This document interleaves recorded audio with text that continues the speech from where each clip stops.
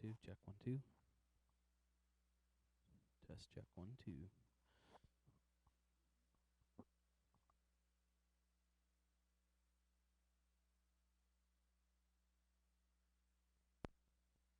Check one, two.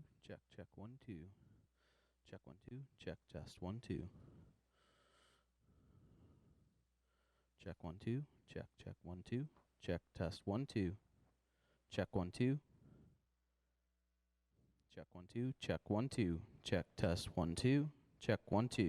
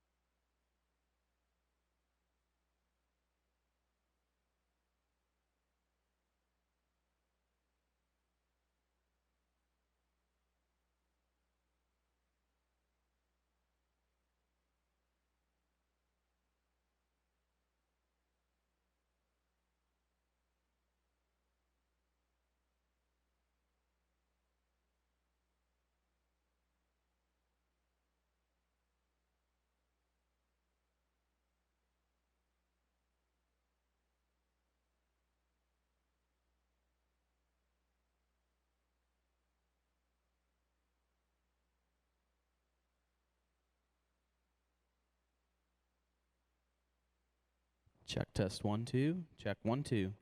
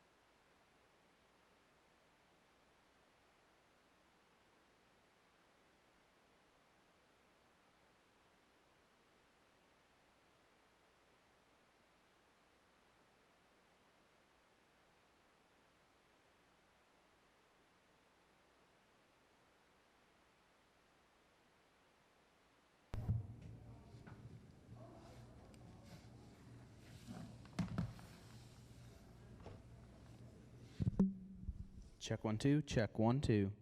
Check one, two.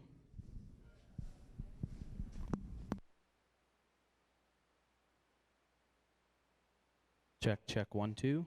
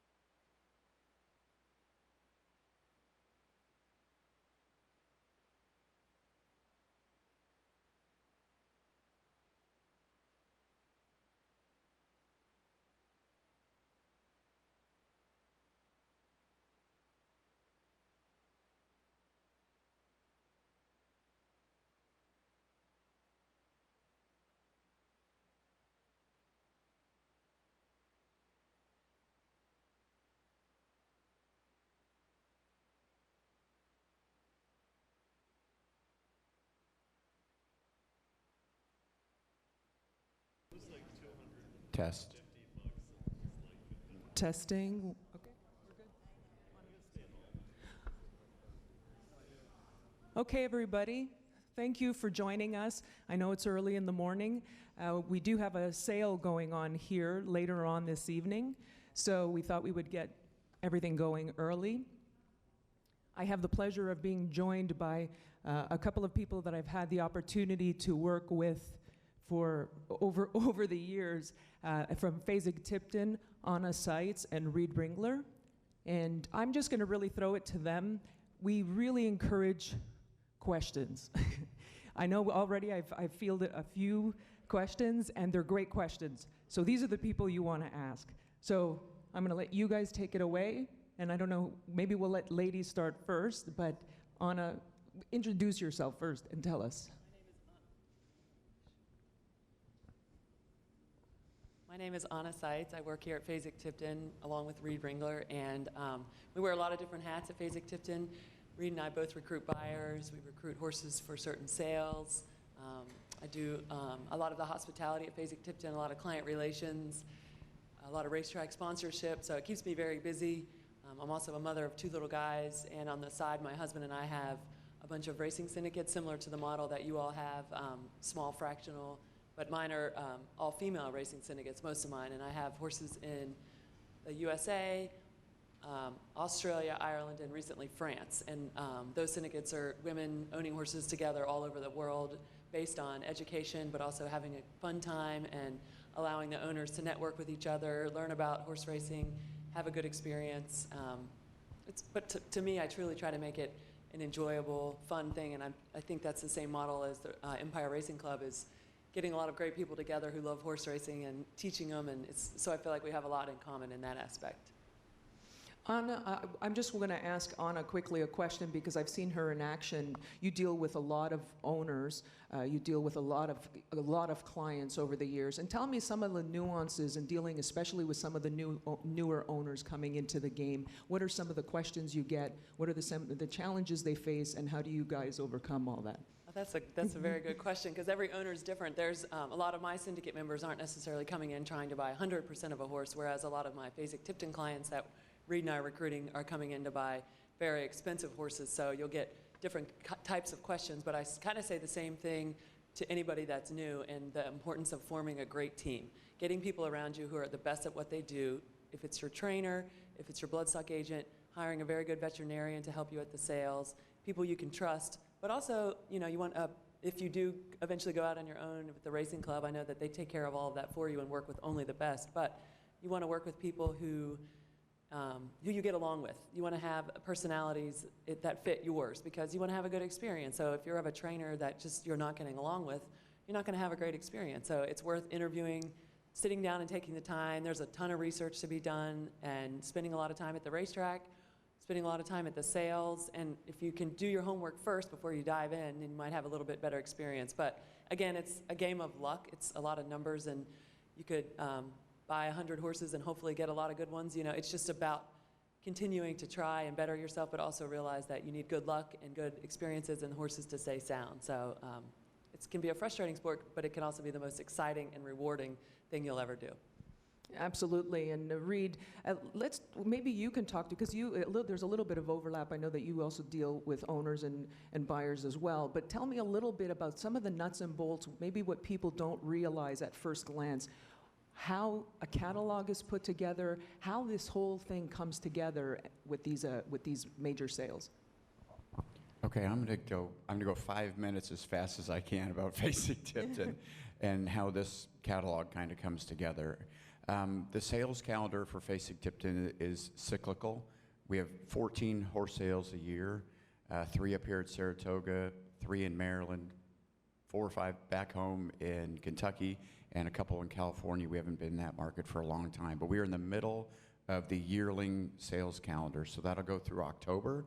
Then we'll start selling mares and foals, and then we'll get to early spring, late winter. We'll concentrate on 2-year-olds, and then back to the yearlings. So that's kind of how the sales calendar revolves for Fasig-Tipton. This catalog kind of starts the yearlings with yearling sales inspections. So we have inspection teams sweep across the country and overseas looking at yearlings and helping the owners of those horses, sorry, they're short yearlings at that time, looking at those horses and deciding where they might be able to bring the most money.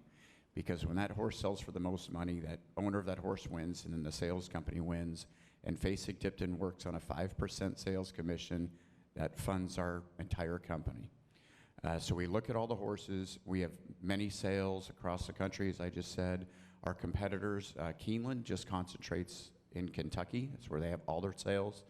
Our 2-year-old sales competitors is OBS, Ocala Breeders Sales Company down in Ocala.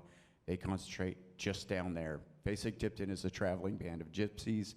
Anna and I travel everywhere together. We pack up a horse van, and the whole company takes its show on the road. And you've probably seen several of us around town, some of us late last night, but it is Saratoga. So we identify yearlings. Now, obviously, up here in this particular catalog, these are almost all registered New York breds, are about to become registered New York breds. So our inspection team was up here months and months ago.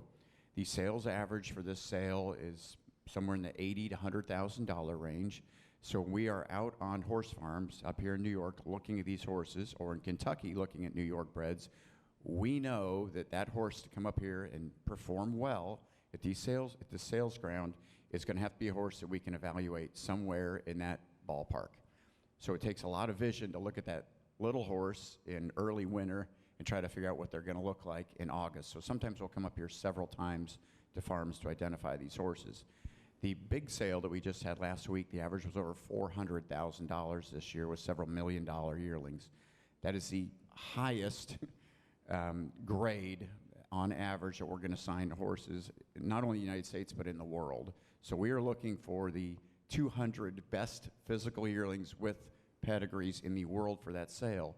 If you bring a horse here that maybe has poor conformation or poor pedigree to that sale last week, everyone else is going to look like Michael Jordan on the playground, and then there's going to be a third grader out there. So we don't want a horse to come up here and you're just playing roulette, hopeful that they might do well. So they have to jump through a lot of hoops to get into this catalog.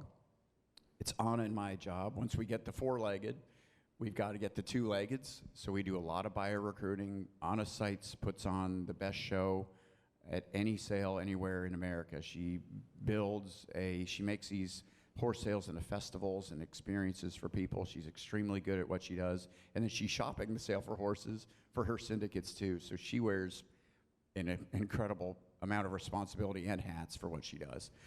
So there's a lot that goes into the sale, but when we get here, most of the work is done. And let's get the show on the road and sell horses. I know there's going to be questions about repository, reserves. Yes, ma'am. It's really a simple question. Yes. Does the HIP number get assigned? Okay, great question.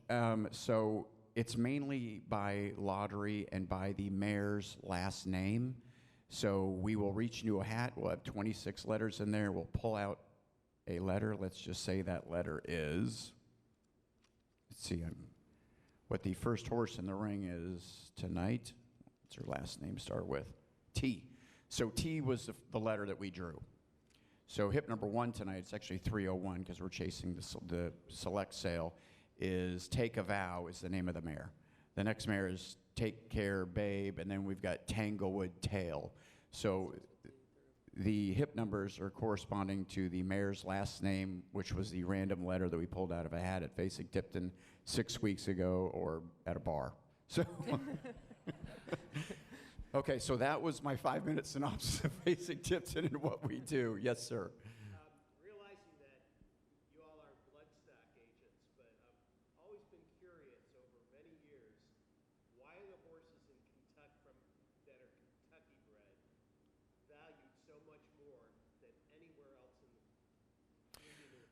Well, that's a great question. And I would say a great horse can come from absolutely anywhere. It's totally true. But the best stallions in the world right now are in Kentucky. Saratoga right now is the epicenter of the thoroughbred industry. Over these few weeks, it's the best racing and the best sales in the world. And everybody that is involved in the business deeply from Kentucky is here right now. But when the best stallions are all in one place, the mare population, general mare population, tends to gather around those stallions. It's easier to ship mares to the stallions and then straight to the farms. Anna's family's Brookdale Farm in Kentucky. They used to stand stallions. They have several incredible mares over there. It's easy for them to get to the best stallions and then get those mares back home. It's great ground, great farms, great infrastructure, very good horse management. I would say New York is a clear second. You obviously have a little more severe winter, but there's a very deep pool in Kentucky in regards to veterinary medicine, research. I'd have to say with the New York Go ahead. Thoroughbred Breeders Program, yes, Kentucky might be the top, but it's becoming a lot stronger up here in New York. There's a lot more better bred horses. There's a lot of horses selling for a lot more money than you would have seen 5 or 10 years ago, and I think that's a big credit to the fund that is putting money into the breeding industry. So you are getting a lot of Kentucky breeders come up to the state of New York, and they're breeding up here. You'll get some stallions that would have traditionally stood in Kentucky that will take a chance and come to New York. The purse money's really good, which helps. And if you're a breeder, the incentives are fantastic up here. So a lot of people are considering the New York Breeders Program, which is bringing really great veterinarians up here, really great. The Kentucky farms are helping the New York state. It's just the whole program's improving. So maybe, yes, Kentucky's still listed as #1, but this sale is no joke. This sale has become a really strong sale, and it gets stronger every year. And as a shopper, it's hard to shop this sale. It's expensive. You're going to see some very lively bidding tonight. You're going to see New York breds cost a lot more money, and they might not even, they'll look very, very attractive, very, very nice looking New York breds that wouldn't look any different than horses that sold on Monday or Tuesday night. So it's changing. Yeah, just eyeball test walking around the sales ground for this particular sale. The physical animal has changed so dramatically here in the last 10 years. It's just incredible. And a lot of that is better stallions standing up here, better veterinary care, and they're raising better horses. And it's going to continue to get better because the purse structure in New York is the best in the United States. So you can buy a horse, as you guys know, you can buy a horse here for $50,000 to $100,000 tonight and feel pretty good that you can make your money back. And 10 years ago, that was hard to preach. So. I was going to ask a question, and this is for both of you. From the perspective of owners or potential buyers coming into town, and also for the influx of horses coming in for the 2 sales. You have the select sale last week, you have the New York bred sale this week. What are some of the challenges that you encounter, both of you? And I'll start with Anna because I know some of the challenges, but if you can talk about that. We actually had to change the date of the sale. This sale used to be Saturday and Sunday evening, and this sale got so big and so strong, and a lot of our top clients are horse trainers who are trying to run horses across the street. They're training in the morning, and then they're racing horses. So they had no chance to get over here and look at all these yearlings, and they're like, I need more time. So the sales company all got together with a lot of the consigners, and we changed the date of the sale to starting tonight and followed by tomorrow because it had to change. And, we have to get all of the select horses out, clean the stalls, and then ship in all the New York bred. So, and we've noticed a lot of buyers that traditionally didn't used to stick around for the New York sale are sticking around. A lot of the Kentucky guys that would have left on Wednesday morning, they stay because now they want to have New York breds. And they want to race them in New York, but I see New York breds running all over the country, which, makes sense for them to be here. But if you're good enough, you can run anywhere. And if you live in California and you really love a horse in the sale, there's no reason you can't you don't have to run in the state of New York. You can take a New York bred anywhere. Question? No, did every horse sell last week? No, not all horses sell. I mean, sometimes the breeder they'll set a reserve of what they think is a fair value for the horse, and if it doesn't bring what they want it to bring, then they want to take it home and race it themselves or try a different avenue. So no, not every horse sold, but we did have a pretty good clearance rate at the sale.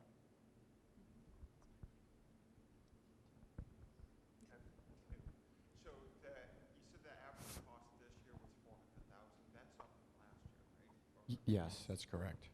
What do you think that reason for just? Well, Anna and I build buyer recruiting programs around every sale. So for the big sale, we knew we were going to average, say, $350,000 or more. So we're looking for that buyer, and we've started recruiting some of those people maybe a year in advance. For this sale, we're looking for mostly more probably regional buyers in the New York program. But we have an idea of where we're going to go. The reason, to me, it was a great group of physicals. There's a lot of Michael Jordans out there.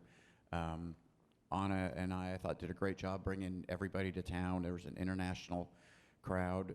But to me, when I got first glance of that catalog, it was the strongest sire power-wise catalog that we'd had since I'd been at Facing-Tipton.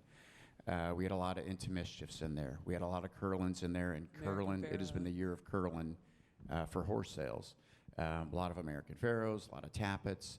So if you just go to bloodhorse.com and you look at sire yearling averages, and if you can get all those top sires progeny into a sale, naturally you can kind of assume if they're good physicals that sales average could come up. There's also a little bit of the less you have, the more they're worth. And we had about 25 less horses cataloged this year. For whatever reason, less is more, as long as it's quality. And our inspection team did a great job of not lowering the bar when we're looking at them, not lowering the bar even though we ended up taking less horses. So when there's less, sometimes there's more demand. And let's face it, people come a long way. I mean, Anna got people here from Australia, people here from Japan, the Middle East, all over Europe. They've come a long way. They know this might be the best group of horses they're going to see all year.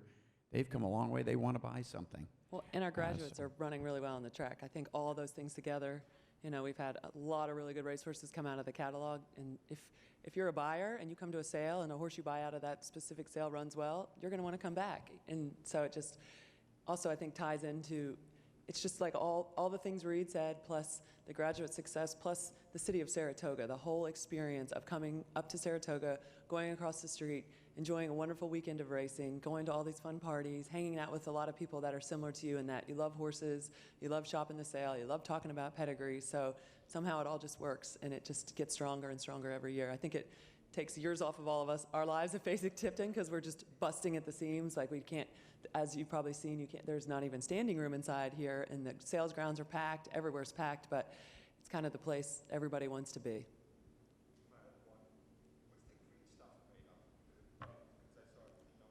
Oh, it's, Isaac, what's the green stuff made of? Sawdust and a few other things, but it helps when the horses, you know, it moisture. Don't walk on it, though. It'll get your shoes dirty. Yes, sir. I was just asking you to paraphrase the questions, or sometimes hard for us to do. Oh, sure. Okay.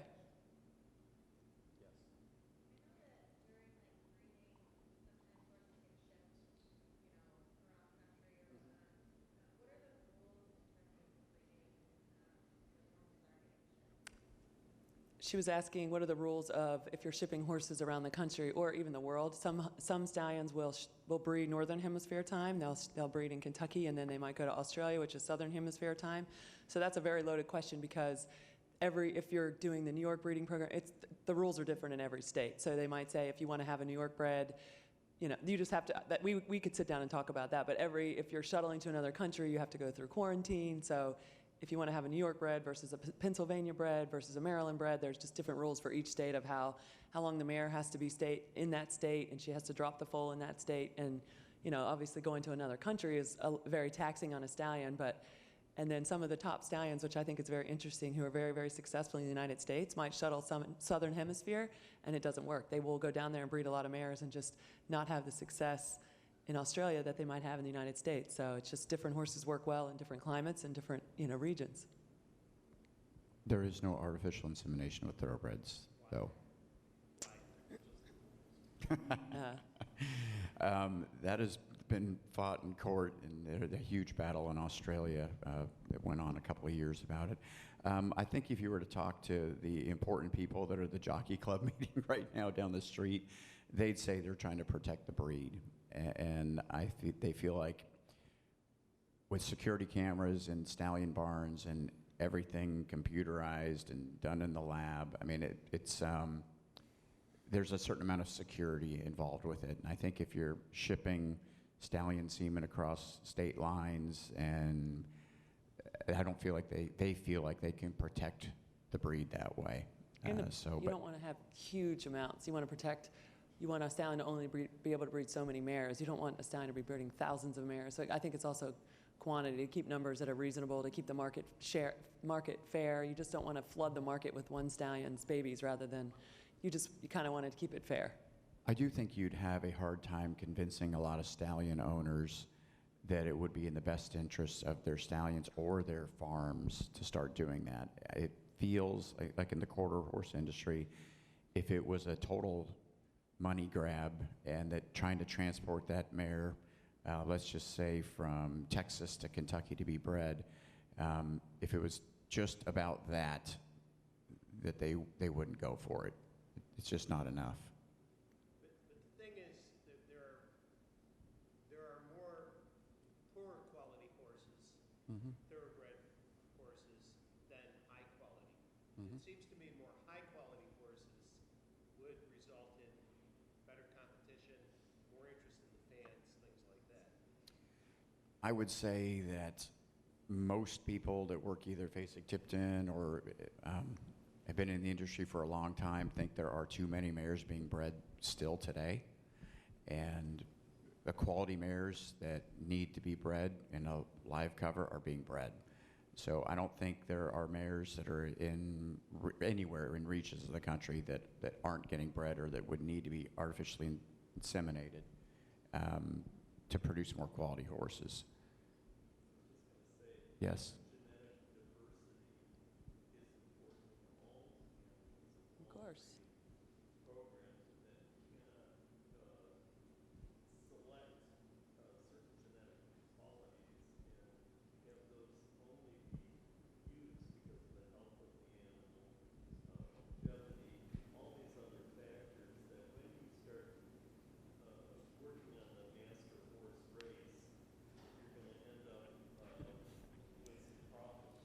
I understand some arguments for artificial insemination. I think there's some really good arguments there. You can ship stallion semen of thoroughbreds to quarter horse mares, and that happens.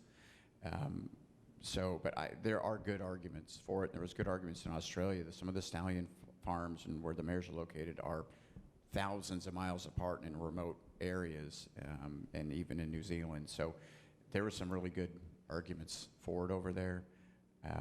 But like I said, I think we're probably still breeding too many mares in the United States. I think we're going to continue to see some contraction of some racetracks and racing jurisdictions. Maybe they'll get into be more boutique meets, kind of like Saratoga is, so special because there's less of it. So anyway, yes. Very good. Next. I know there's been discussion about how many endoscopies be done on horses prior to sales, and I just was curious about what kind of rules Fasig-Tipton has, or who decides, how many vets have access to, Scoping a horse.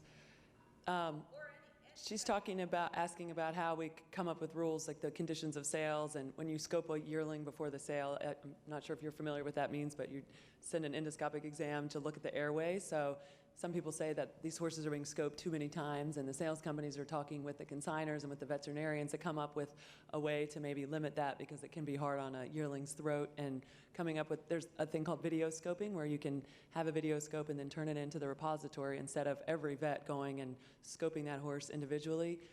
They would prefer that you would just look at that one scope. So I think that they're working on that right now, and I think that they're trying to come up with a better solution. But it can't just be one vet and one sales company. Anytime you make a major condition of sale change, we all have to do it together. All the different sales companies work together, and I think that's a great thing that our industry is working on, is coming up with, in all avenues, especially with right now with the things that we've seen happening in the horse industry this past year, we need to come up with, put the horse's health and safety first at all times. Right now, the consignor of the horse has the ability to stop scoping a horse at any time, and it happens in Saratoga in the select sale every year. A really popular horse will be scoped 20 times or more, and it gets to the point where you almost feel like the veterinarian's coming back to try to find something wrong, and sometimes that veterinarian's been there 2 or 3 times for 2 or 3 different people. So we are absolutely trying to find a kind of a universal method that would be trusted by everyone involved in the process, but every year a consignor in the big sale will stop. Just that's enough. so ultimately any of these things are consignor. The owner of the horse has complete control of that horse. Until that horse leaves the ring and has been knocked down, they can set the reserve. If we all get together and say this horse is worth $100,000, we can set a reserve at $99,000. If the owner of the horse thinks it's worth $1 million, he has the option to put a reserve in there of $990,000, not have this horse scoped at all. not have the horse ever brought out of the stall till it goes in the ring. So the owner's in complete control. They usually get advised by the consignor, and so.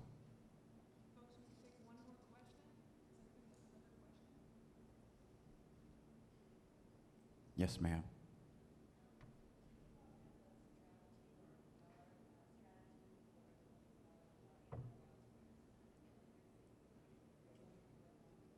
I'll let Anna have that one. I think you said, do we have a strategy for handling the animal rights groups that are going on around racing? Yes, you see them standing outside the gates. We see them sometimes in Kentucky. They are not allowed on our grounds because we own the property here, we own the property in Kentucky.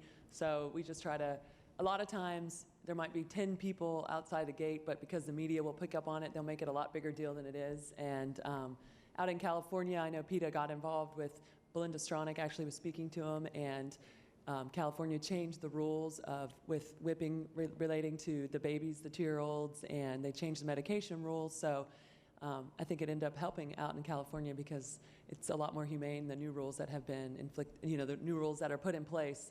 So we don't really have a lot of issues with PETA. I think it's more media makes it a bigger thing because these horses are extremely well cared for. If you've ever been to these breeding farms, you see them at the sales. I own horses, as you guys are now involved in ownership. I don't know if you see the bills, but our horses are in cold water spas, they get massages, they get the magnetic blankets, they stand on vibrating plates. I mean, I'm in worse shape than my horses. So I really truly believe that these horses, and these trainers across the street, they take very, very good care of their horses. So these crazy claims that we're abusing our horses, these horses are bred to race. They love running, it's what they're bred to do. So I think the claims are, PETA doesn't even want us to own dogs. So it's more a media thing than, yeah. I know, and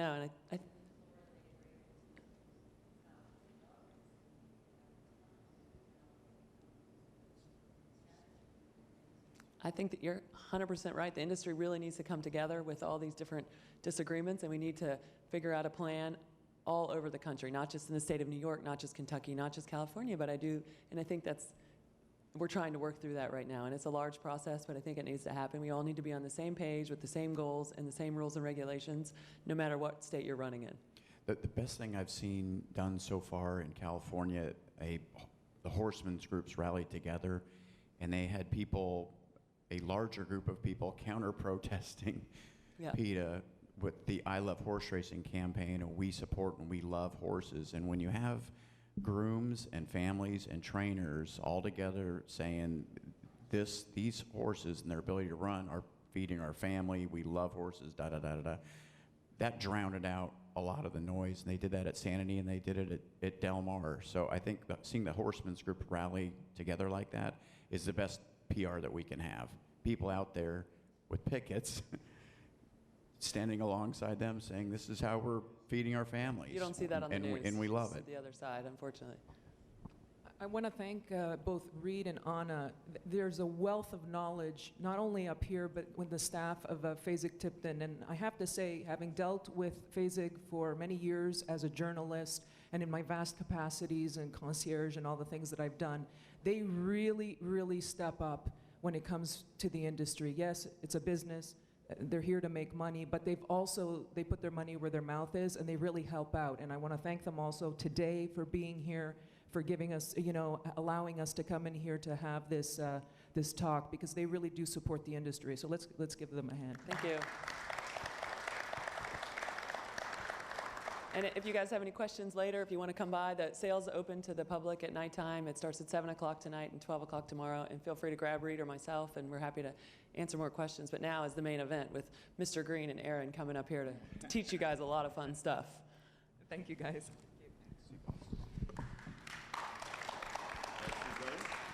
Take it away. This one works. I don't think that one works. We have your catalog. Do you need it? I just leave it on. Are you ready to learn something about the horse business? Testing, 1, 2. It's great to have you here. It really, really is. I kind of wish that when I started 100 years ago, Okay, if we had had something like this, because then I wouldn't have made all the mistakes I've made over my lifetime, kind of thing. It's kind of funny, people say, mistakes, how many races have you won? I said, about 2,600. You must be great. I said, no, I've lost over 8,700. Not so great, not so great, kind of thing. But again, it's very, very happy to have you here. There's a certain, I remember saying, I don't want to say something stupid. Well, there's nothing stupid that you could say that I haven't heard before, or have said before, okay? So again, please utilize this segment of it, because this is the nuts and bolts of it. This is, how do I do this, not only enjoy it, but how do I do this and make some money, or get full tax deductions, or just enjoy it to the utmost, right? And again, the game is very, very simple, okay? After 30 some odd years, you win a Breeders' Cup, and then you make money. It's just very, very easy. So as you're going around to pick out a horse, or the one that we have, this proven strategies, it's not just proven strategies, it's right out of my book. It's the key to success. So you're very, very lucky. You got proven strategies, and you have Aaron Yagoda, who knows everything about the horse industry. Goodbye. Thank you. Well, we have Aaron Yagoda, and we have Len Green as well. And he already pretty much just stole the show, so I don't really have to do anything here. But maybe we can start wherever you guys feel more comfortable in starting an introduction. Maybe also give people a little bit of a background, too. All right, well, Mr. Green is the expert with the taxes and the business part of it. And my name is Aaron Yagoda. My grandfather had horses, my dad had horses, and unfortunately for me, I got the bug the worst. I do have another job, luckily, but I do live, eat, and breathe it. It's a great industry. It's a lot of fun. Like Mr. Green said, you know, a lot of people don't know how to get involved, and this is kind of like the free Harvard course in learning everything you need to know, and please take advantage of everyone that gives their time. Christina did a great job of organizing this club with Rob Masiello, who's going to speak next, and any of us that you see, we're always willing to help. And I guess I wanted to start with, I wasn't supposed to be one of the speakers here, it was Mr. Green's part, but since we had a situation that came up with a horse called Proven Strategies, I wanted to introduce that horse for that. So I know we had a little setback with Starlight Daydream with the Spendthrift, and she's on the farm, and that's actually a great thing that our first horse didn't win a Breeders' Cup, like Mr. Green said. It'd be downhill from there, I promise you. So that horse is on the farm. We have horses up here at Saratoga. The club needed a horse. I went to Mr. Green. I said, Mr. Green, please, we really need a horse. He said, absolutely. And with Mr. Green, he always likes to say yes to everybody. So I always making sure he says yes 3 times to me. So I said, are you sure, Mr. Green, it's okay? Yes. I said, okay, yes. So that was my third. I went, we put the horse on the ownership for Proven Strategies. He's entered to run on Thursday, and I'll get to that in a second. So I thought since Proven Strategies is our club's horse, and you don't really know that much about him, and we started with Starlight Daydream, I gave a pedigree. I don't know if some of you got this pedigree page that was up there. I don't know if you're familiar with reading pedigrees or not. I'm going to give you one quick synopsis. This was our Proven Strategies catalog page when he sold, or we tried to sell him at the 2-year-old in training sale. If you look at the top, it says who he was consigned by, Hoppel's Horse and Cattle Company. Every horse that sells tonight and the catalog they're giving out will explain where you could find that horse, who's barned it in, and who's representing the owner. In this case, we use this guy, Pat Hoppel. He's Hoppel's Horse and Cattle Company. I don't know why he puts Cattle Company. He's never sold a cow here, but that's what he does. On the next line down, his hip number was 689. Someone asked how they get hip, same thing at OBS at the Ocala Breeder Sale. They start with a letter, and then they just go chronologically from there. He was hip 689. The reason why they call it a hip number is because they put the number on the horse's hip. That's as simple as can be. Now I understand. He's a dark bear brown colt, if you follow, and April 25th was his birthday. And then from there to the right, they talk about Sky Mesa and Storm Before the Calm, which is the horse's mother. And then underneath that, they talk about all the attributes of Sky Mesa, how many crops he's had, crops meaning how many years of different types of foals he had, and some of his better accomplishments. Now, the catalog page, even though the sales company, are they still here? They don't want to admit it. They only tell you about all the great relatives the horse has. They don't really bring up the relatives that can't outrun me or you. So this is only the highlight of this. So if you get down to where it says First Dam, if everyone can see where First Dam is really the horse's mom. It tells you about the horse. This is kind of like horseancestry.com. You don't have to send the package away. They tell you back. This is everything horseancestry.com has. So the Proven Strategies mom is called Storm Before the Calm. She was by Quiet American. She wasn't very successful. She only made $5,000. And she's the dam of one registered foal, which was this Proven Strategy. So she was the first baby of Proven Strategy. The second dam, which would be like the grandmother, then talks about all the the other kids in the family. The third dam would be the great-grandmother, and the fourth dam would be the great-great-grandmother. So some people like to go through the whole catalog of how many dams and stuff like that. For me personally, when I shop horses, I usually try to keep it like, would I invite these relatives to my wedding? And that's the relatives that I kind of concentrate on. So that's how we got Proven Strategies. Now, we bought Proven Strategies at a Fasig-Tipton sale in October as a yearling. Mr. Green and we pinhook, which that's when you sell a horse at one sale and try to sell at another. And Mr. Green and I walked into his office about 25 years ago as a young kid, and I told my previous accountant, that I wanted a pinhook. He didn't know what I was talking about. He said, you better get someone that understands horse racing. Mr. Green used to write a column in a defunct newspaper called the Thoroughbred Times. I used to read his column. I made an appointment with him. I walked in with a business plan. He looked at me and said he's never seen anybody in the horse business with a business plan and projections, and he said, I'm in. And ever since then, he's treated me like a son, and we do everything together. Now, he doesn't really want a pinhook. I think he just pinhooks just because he just likes to make sure I'm happy and stuff like that. He really wants to win the big races. Me, I look for it a different way. I try to make a few dollars while enjoying the game. So we bought at a Fasig October sale, which is the, am I going too long? No. At the Fasig October sale, last yearling sale, which is the last yearling sale of the year for Fasig-Tipton and the company, we bought Proven Strategy. It was hit 1,372. So he sold one of the last yearlings that went through the ring at all last year at a yearling sale. In fact, my plane was supposed to take off, and I was at the airport, and I actually landed up bidding on him over the phone. I called Fasig-Tipton. Even though I spent 5 days there, I landed up buying him at that sale over the phone.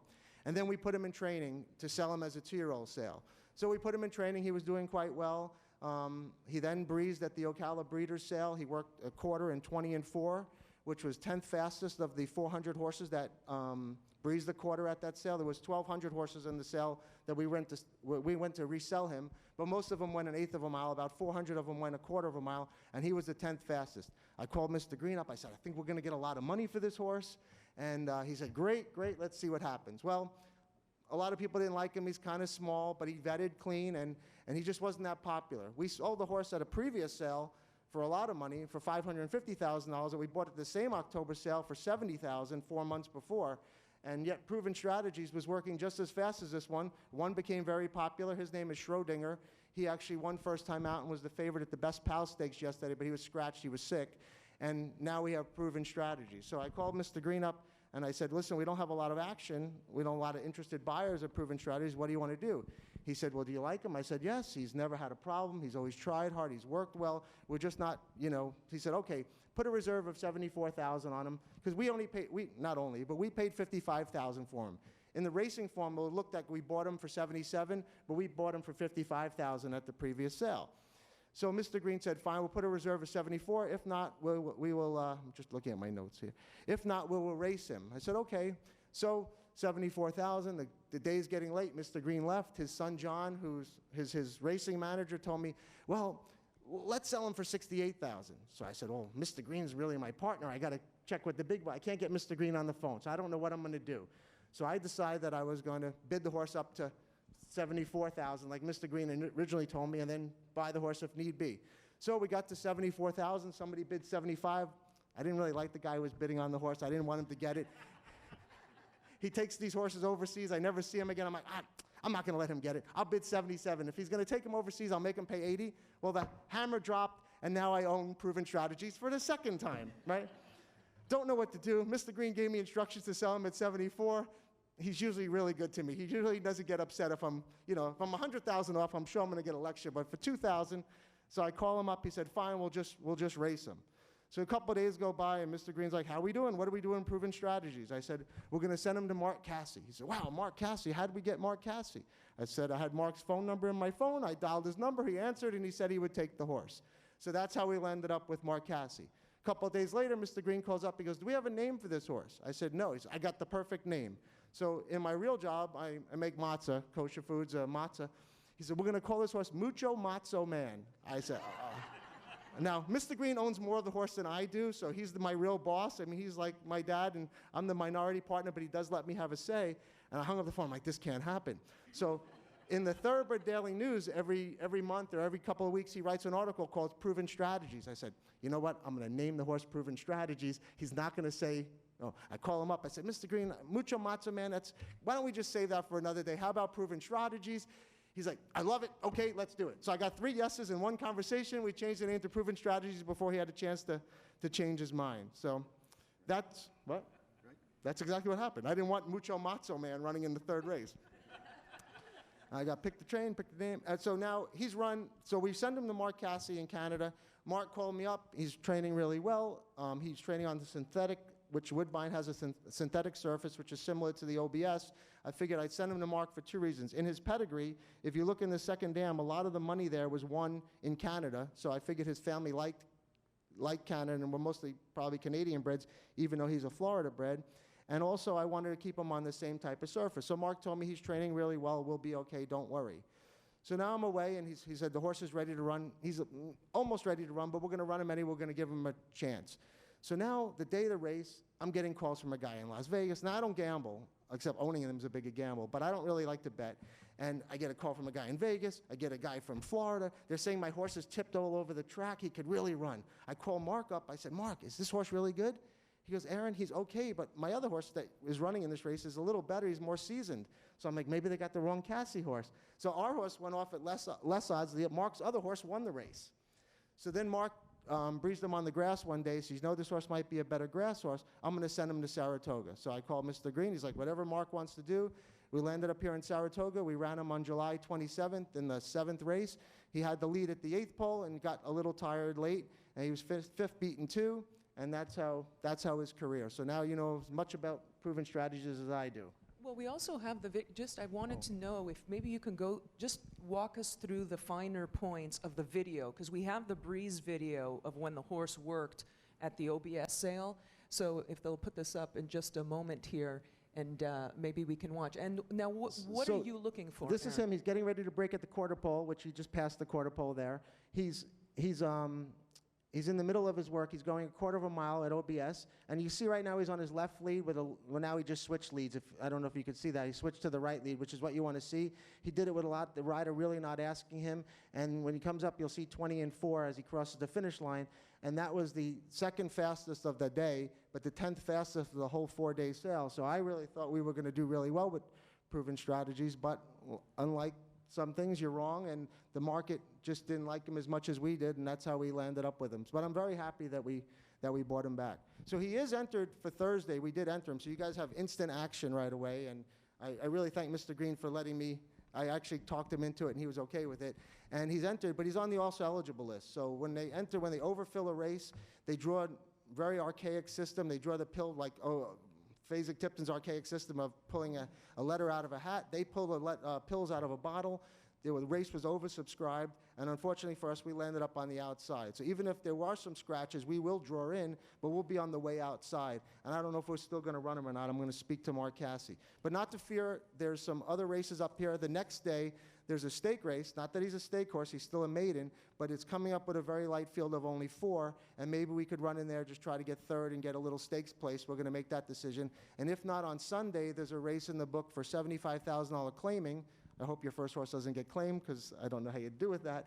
And that'd be a really good spot for him if we put him in there, because I feel like he'd be really competitive with that. We really paid $55,000 for him, so if he wins and gets claimed, we'll get over $100,000 for him, and it will make a few dollars on our investment. Just pointing to some of the economics of it, Mr. Green, let's dig into what you have to tell us about today in terms of just some of the nuts and bolts, basically, of what you deal with ownership. Nope. Not giving away any secrets. Okay.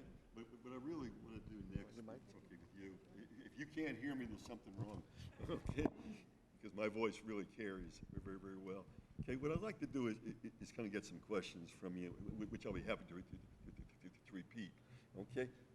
Not quite yet. I'm almost. Let's see, which question is that I planted with you? Okay. Now, just one little thing, okay?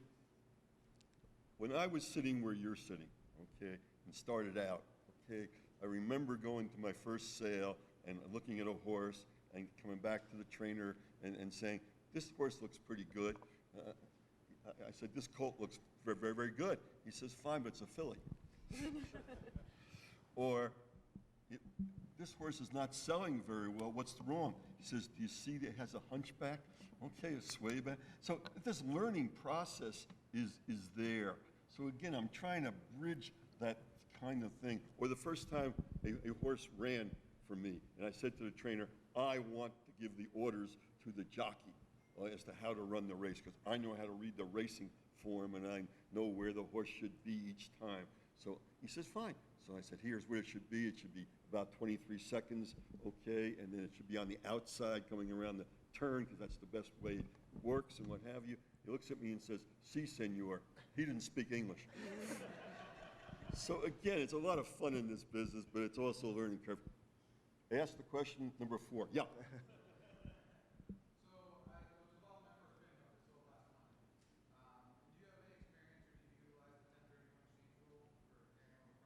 Let me repeat the question.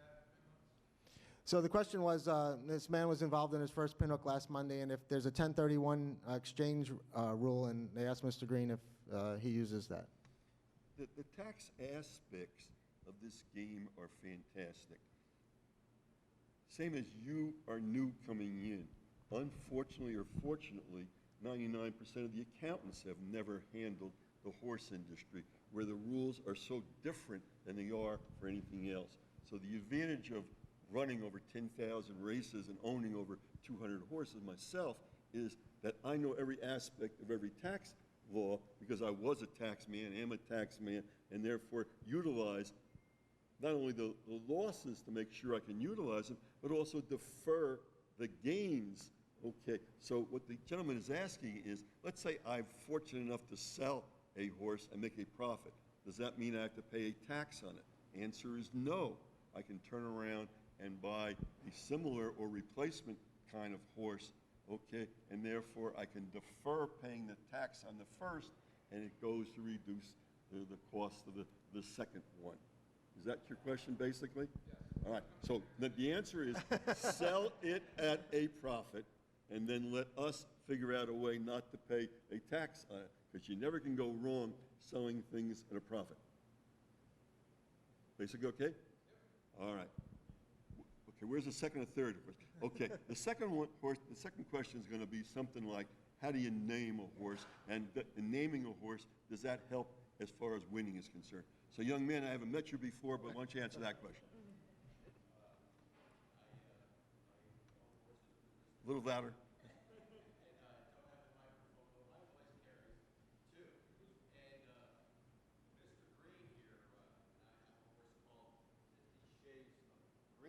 Because my last name is Shea, and his last name is Green, and she came in second yesterday.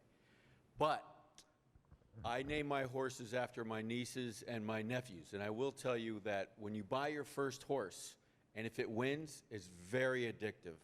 So be careful, because the second horse and the third horse don't win. And then you start losing money, and the vet bills are piled high every month.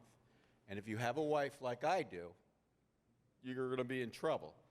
But I will say that I named my first horse Rydaluk after my nephews and my son, Ryan, Dylan, and Luke. That horse went on to win and win and win, and we were offered $2.5 million after paying $150. We were the favorite at the Bluegrass Stakes. He got hurt. We sold him for $80,000. So listen to Mr. Green and take the profit when you can. Okay, and the last one is Hunter O'Reilly? Yes, I have a horse that we pinhooked. He did not sell, so we ended up racing him. And he won a grade race a few weeks ago in Monmouth Park. And now he got hurt, and he is at a farm. But he's won over $500,000. But my question for you two is, How much were you guys willing to pay for this horse at that yearling sale? Well, every year with the pinhooking, like I said, Mr. Green really doesn't want to pinhook. He really wants to race at that higher level. He owned Jay Walk, who won the Eclipse Award last year, and the Breeders' Cup. I'll toot his horn for him. He also won with a thread of blue the other day, the inaugural Saratoga Derby. So he's really not in it to pinhook with me and try to make 25% at the end of the year. I'm ecstatic. He just does it because he just doesn't probably want to say no to me and says enough's enough. So like we pinhooked American Anthem. It turned out to be a good horse. This year we have like the Schrodinger. I had a horse Analyze It that I pinhooked. So we basically had a budget. He tells me, like last year we had a $1 million budget, but I had to make sure that covered expenses too. And he owns the majority of them, and we do it that way. So we bought 14 horses last year for $692,000, and that left us the other money for expenses. And the first one that went through the ring sold for $550, and then we had these extra, not leftovers, but we call them, liked them so much we bought them twice. And the ones that we wanted to protect, we protect, and that's how we got that. So probably to $65,000 on the sale, because I buy them with a lot of people like Rob Masiello, Mr. Green, a lot of these people play at that level. They want that big dollar. They kind of want to buy the horse that's going to win that race. I look at it as I want to buy that horse that I can make a few dollars with. So I try to be very concerned about the price that I pay because I want to resell them, and I think that my profit's probably in what I pay for them versus what I sell them for. I have a question for both of you. You mentioned the magic word budget. How important is it to have a budget and to lay everything out beforehand when you're going into the season in terms of mapping it out? And also from tax purposes, how important is it to have a budget and to structure? Well, I know Rob's going to discuss budgets too, but our budget for the pinhooking, Mr. Green told me to stay at the $1 million range, so I wanted to get as many horses that fit into our category. If none of them sold that year, I would have came home with just 2 or 3 of them. But we limit them. Tom McGreevy, who bought Songbird and Harvard of Grace and a lot of Midnight Loot, he helped us. He creates a short list at the sale. He goes through the catalog and gives Mr. Green and I a list of maybe 30 or 40 horses. Then we vet those horses, whichever one's past the vet to our liking, because every vet, that's all very subjective of what vets like certain things. You'll say this horse didn't vet, and the other guy buys the horse for $1 million, and his vet actually passed it. So you have to pick a vet that you trust and have a good working rapport with. And then from there, we just try to stay on our price range. So I could buy 1 horse, 3 horses, 5 horses. In the past 1 year, we bought 8. We got American Anthem. Sometimes we buy 10. And last year, we bought 14. So I think to answer your question, Zena, take some toilet paper and then put your budget on it. Because at least then, when you go over your budget or under your budget, you can use it for something else. kind of thing. I just don't believe realistically that you can have budgets and things, or even do business plans, et cetera. It sounds good, but I think there's so many things that happen. You got to be very flexible. You can't fall in love with your horse, but certainly there's some pride of ownership in it. Okay, and again, you're at that stage. Okay, you want to be following proven strategies. Okay, so that if you come to the races, you know what colors, you know what to look for, okay? Because it's yours. I mean, it is you out there on the track, et cetera, kind of thing. And, people say to me, how could you have made a profit in the horse business? Okay, and the answer was I wouldn't have bought as many pictures, okay, winning pictures, because I have winning pictures on all 2,732 horses, kind of thing. So it's great. It's absolutely the most fantastic thing in the world. And you say, well, isn't it expensive? Well, the answer is try to buy a ball team like I did, like the Nets and the Islanders and the Lizards, and you find out how really expensive it is. And yet this is the same thing. You're owning a part of something. Plus, you're owning part of a wonderful industry kind of thing. There's just an awful lot of great people that you're going to meet. So what you ought to do somewhere here is after this is over, just introduce yourself to some of the people around the room, because they're going to be standing in the winner's circle with you, pushing you out of the way so they can be first in there. It's something kind of thing, right? And also, I own about 20 horses. Mr. Green owns 200, so there's very few people in the country that own as many horses as he does. And it's kind of like the sports teams that he used to own and be a part of. You have the young horses, which are your rookies. You have your seasoned veterans, which are the hard-knocking claimers. You got the injured reserves, like Starlit Daydream. She's on the farm. You have the farm team, maybe the horses that are in training or at lesser tracks, trying to get to the get called up to the major leagues. So if you run it like that and you look at it, it's kind of like owning your own sports team. Yeah. When you were at the end of your remarks, you were talking about getting calls from guys in Las Vegas. Yeah. And so I wanted to ask you about inside information, because I think bettors, at least people that we know, they say, well, you can look at all the analytics on the racing forum or download all kinds of analytics, but you never know inside information. So maybe you can just I didn't, because I don't bet, but when all my friends were calling me, I have a couple of friends that are actually professional gamblers. That's what they do for a living. They don't know what Monday is. They don't know if it's nice out. They just know the track's fast or sloppy. That's their weather forecast. And they were calling me that this horse must have been working well. And when I called Mark, who should know, he's the trainer, he said, no, he's just working okay. They must have mixed up or something like that. Now, it was a race full of first-time starters, young horses, so it's all the wise guys that are watching works and all that. But sometimes they don't get the right name, or the horse might have thought they worked with another horse. You know, the other day there was a horse that was running for a first time out, a claiming race the other day. Everyone's trying to claim her, including me. I was one of the people in for the horse. And it was because she was working with the workout report says she was working with Tax, the winner of the Jim Dandy. I'm like, well, if she can stay with Tax, she's got to be worth the $40,000. Everyone's trying to claim this filly. She ran so-so, and I was walking out, and a guy asked me, he says, why are you all trying to claim that horse? What did I miss? I said, well, she was working with Tax.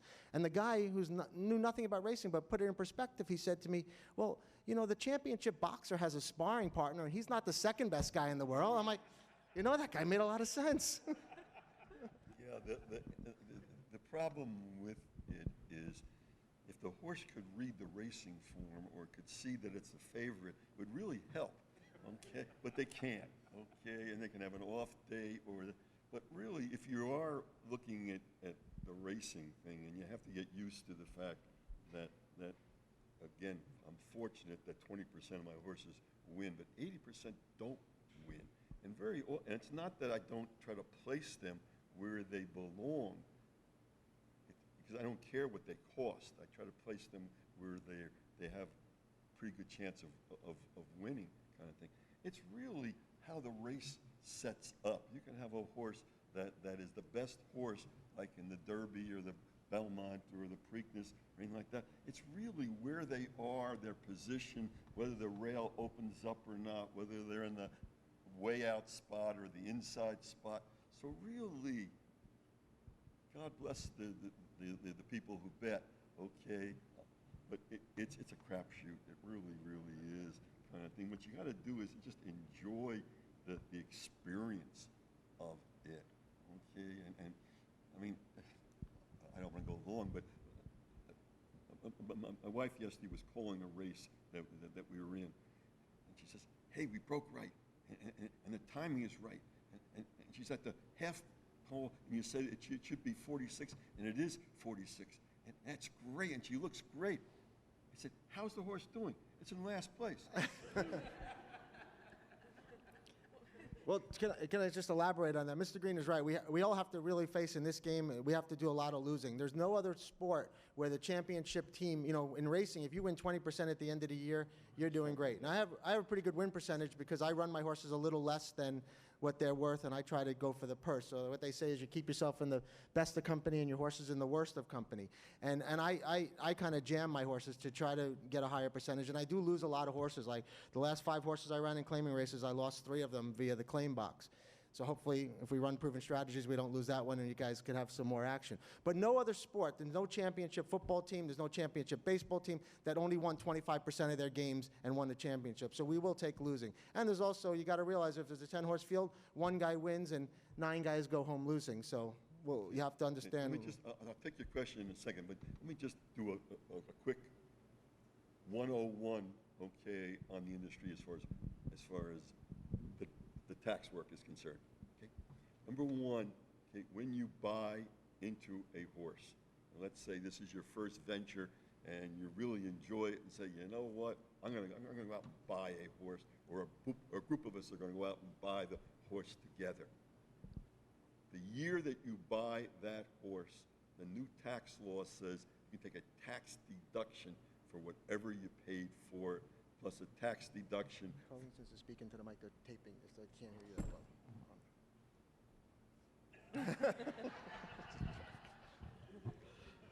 Okay. For tax purposes now, under the new tax law, whatever you paid for that horse, you can take an immediate tax deduction in that year. Whatever you pay for the upkeep of that horse, you can take a tax deduction in that year. When you go to a sale, okay, you can take a tax deduction for that. So again, the tax laws favor you, okay, as far as buying the horse is concerned, because the government's going to pay for part of it. Now, is there a caveat? Yeah, you have to somewhere be actively involved. Well, what does actively involved mean? Does it mean you have to go to the barn and shovel the shit and do all that kind of stuff? That's part of it, yeah, kind of thing. The other part of it is attending sessions like this count, okay? And you put in 100 hours or so in a year, and you are active.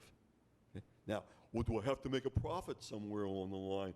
Some accountant told me you have to make a profit in 2 out of 7 years. Bullshit. Okay, all you have to do is, there's about 9 or 10 things you have to do. Making profit is only one of 9 or 10 of them. But you have to be active. And if you're not active, you really shouldn't be in the game, okay? Because it's like a business. The more you know about it, the greater chance you have of being profitable, kind of thing. So again, these are all important things to do, but at least know that the government's going to be paying for part of it, and it's very, very enjoyable. And your question?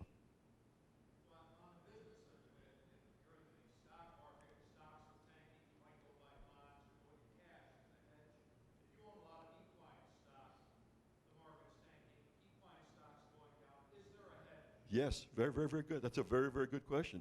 Okay, the hedge is that you diversify your investment.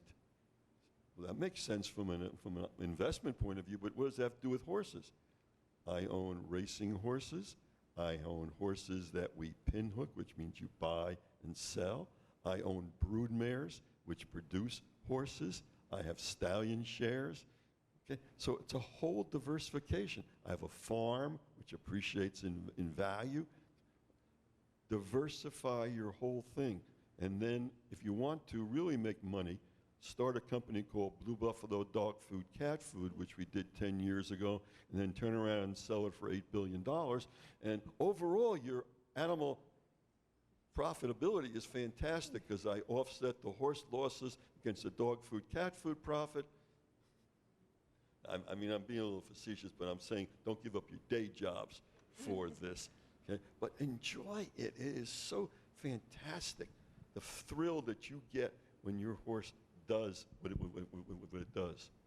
What are some of the most common mistakes that you see, especially new owners, make in regards to when it comes to tax time, like in terms of like the dollars and cents? Well, many of the times, as I said, we're very fortunate. We got about 475 clients in horse business, and most of the time I look at the tax returns that somebody's done beforehand, and on some of them I see occupation, hobby. Well, that's a great way to get examined and a great way not to have a tax deduction, okay, where they don't know that you can write these things off in 1 year, so they try to write them off in 1 year or 3 years or 7 years kind of thing. They don't understand to look at the expenses and say, wait a second, that expense is out of line. Nobody pays that much money for veterinarian or that much money for workman's comp, et cetera. So you almost have to have somebody look at your operation and see, is it being run in the right way? Okay? And then you wish that everybody would wear white hats or black hats as far as agents or people that are selling the horses or what have you. So the worst mistakes you can make sometime when you move on. I mean, this is great because we've already given you a package of a horse that's passed the vets and it's done it. But you go out yourself or walk around here and go to a consignor and say, can you do me a favor and bring me out your best horse? I bet you 9 out of 10 times he's going to bring you out a horse that he owns part of, because that's part of the business kind of thing. Or you ask the consignor, is this horse okay? Oh yeah, everybody likes it.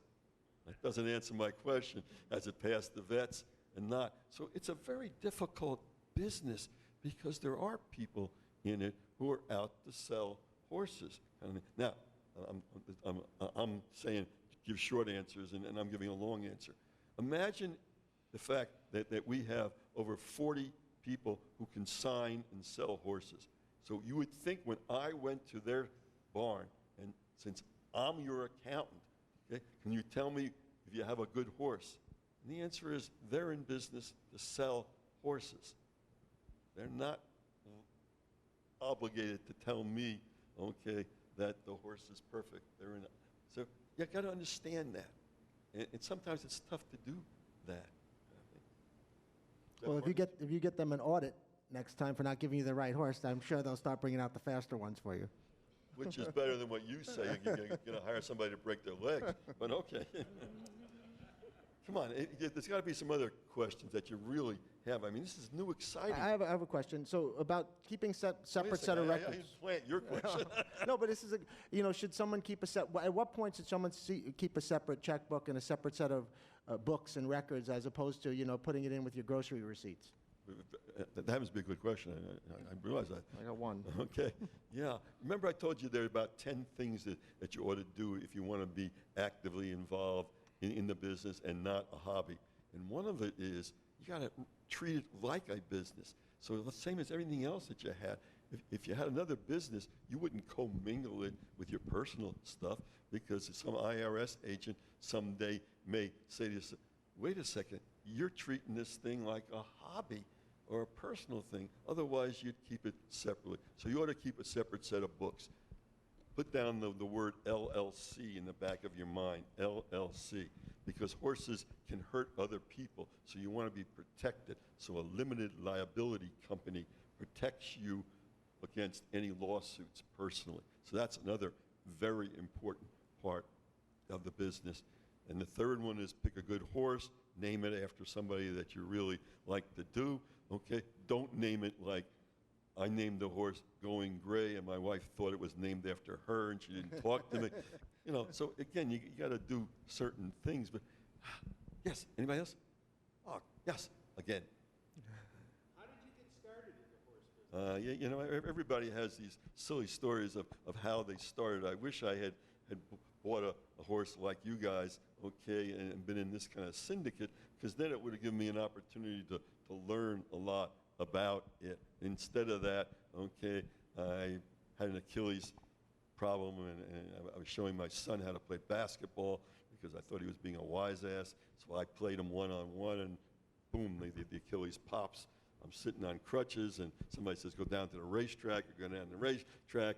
My neighbor has a horse. The horse wins. I think my neighbor's an idiot. I say, if my neighbor can win, okay, I can win on the thing.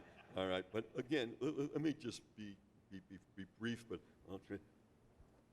I turned around and wrote a book, and read a book called How to Breed a Champion by Ken McLean, who had Stormcat, if any of you remember Stormcat, who was a champion, et cetera, kind of thing.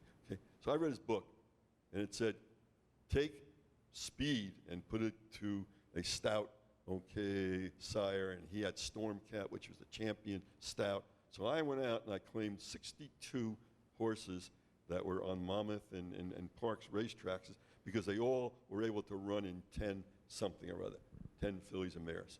And I sent these 62 pedigrees to Ken McLean, and I said, I'd like to breed to Stormcat, who was standing at that time for, $200,000. My wife said, you're crazy.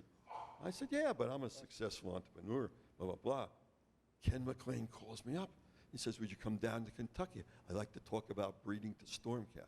I said, this is the easiest business in the world. I'm only in it 1 year, and I already have Stormcat's guy saying that I understand the business. So we fly down there. I spread out the 62 pedigrees on a table. He walks in, and he says, I like this pedigree, and I like this pedigree. I'm up to the ceiling. And he walks out of the room. I said, wait a second. What about the other 60? He said, where are they?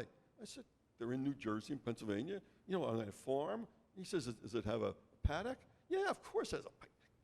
Does it have a gate? Mr. McLean, what are you asking me these stupid questions for? He says, open the gate. First lesson, I have 60 worthless horses. Now, it's a great, great story only because the two of them that he produced, one produced a horse called November Snow, who you don't know, but he was a champion horse in the United States, and the other one was Senator Pointy, was a champion horse in Canada. Problem was, I didn't own him after we bred him because we were in a deal kind of thing. So as Aaron said before, we wish we had some of the horses that we sold in our lifetime, which is why I don't like to sell horses, and he says it's a business, you have to sell them.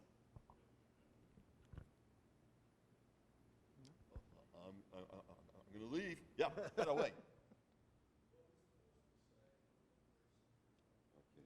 What was the most exciting moment racing in your life? I One- think I witnessed it last year. Nope, the one that's coming up. Oh, the next one. Yes, he doesn't rest on his laurels. You know, he said, we're going to go to the Breeders' Cup. I said, oh, Mr. Green, I can't go. No, show up at my airport, get on my plane, we're going to go to the Breeders' Cup. After the Breeders' Cup, we get in the plane, he's like, what's next? And that's... The Eclipse Awards. Okay, and what's next last week? Okay, we won the Super Derby up here.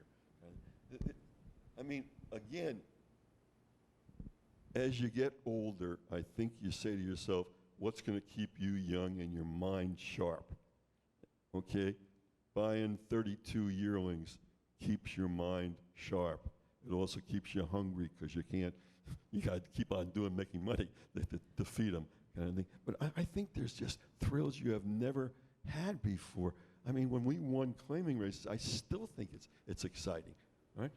When you win the Breeders' Cup, it was really, really exciting, kind of thing. I mean, just the first time we won a Grade 1 stake, you win claiming races, allowance races, stake races, Grade 3, Grade 2, Grade 1. I mean, that's the top.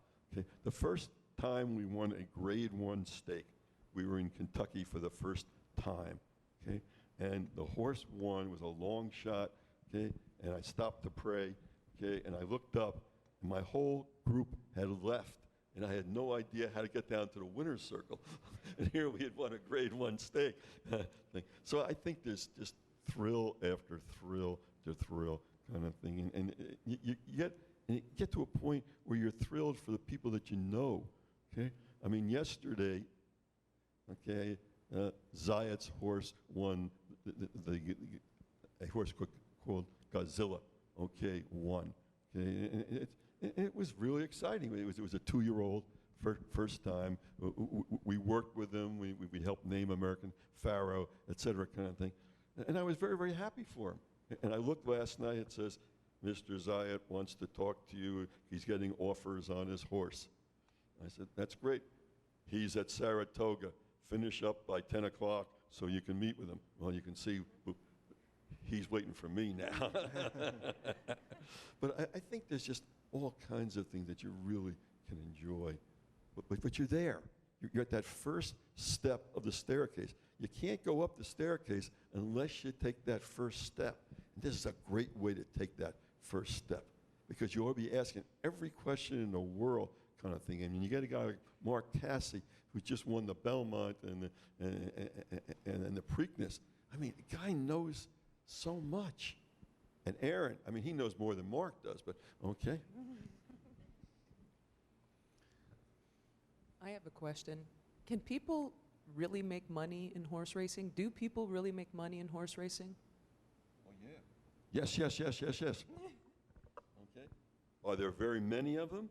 Well, when Zayat again, okay, syndicated, okay, American Pharaoh, okay, he made a ton of money, okay, when he syndicated, okay, Pioneer of the Nile and 3 or 4 other horses, okay, really made a lot of money.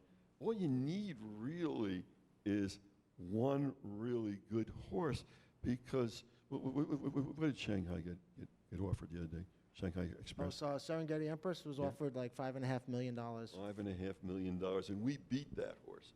Okay, this horse Jaywalk, okay, is going to be in the Fasig-Tipton November sale. Okay, it's called the Night of the Stars.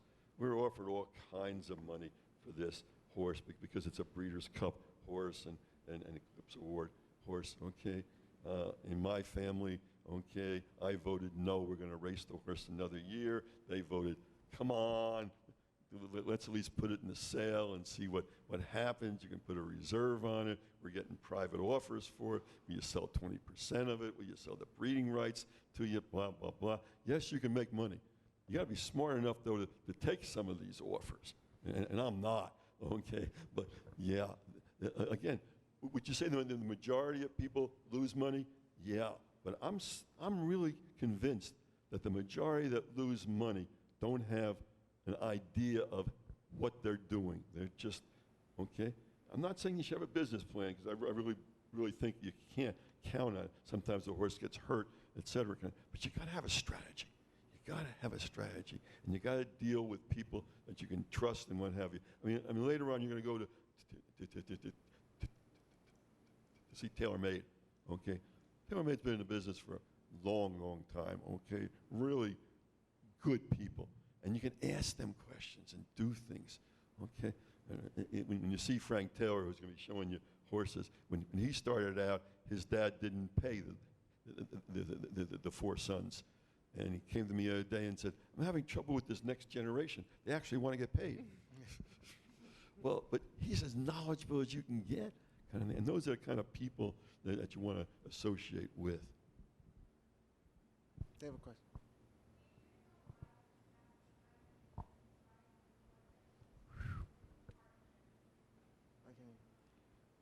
Are you asking me, is Fasig-Tipton the best place to sell? Is that what you're That's not the question.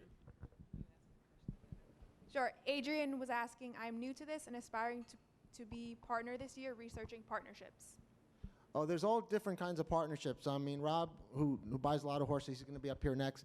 He buys horses with West Point, and he could talk about that. But there's other public partnerships. Now they're selling fractional shares with things like MyRacehorse.com. There's Eclipse and all that. And I think Rob would really understand that pretty well. Mr. Green's an accountant for some of the partnerships that are out there. But there's all different kinds of partnerships. There's pinhooking partnerships. There's just 3 or 4 guys that get together as a partnership. And then there's public partnerships open to the public. Again, just assuming for a minute, if you go in small with a small group of people, maybe you're limited to how many horses you can buy or what potential some of these horses have. And I'm not endorsing West Point, but it's a very well done operation. And Terry Finley is a client, a friend, okay, kind of thing. But there's the opportunity to get involved with a number of really well-bred horses who, if they do hit, you have the chance for the home run.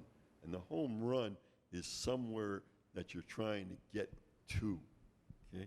You try to get a home run by going with a horse that's this expensive. Well, maybe it's really great, but on paper, it doesn't look like it could be that.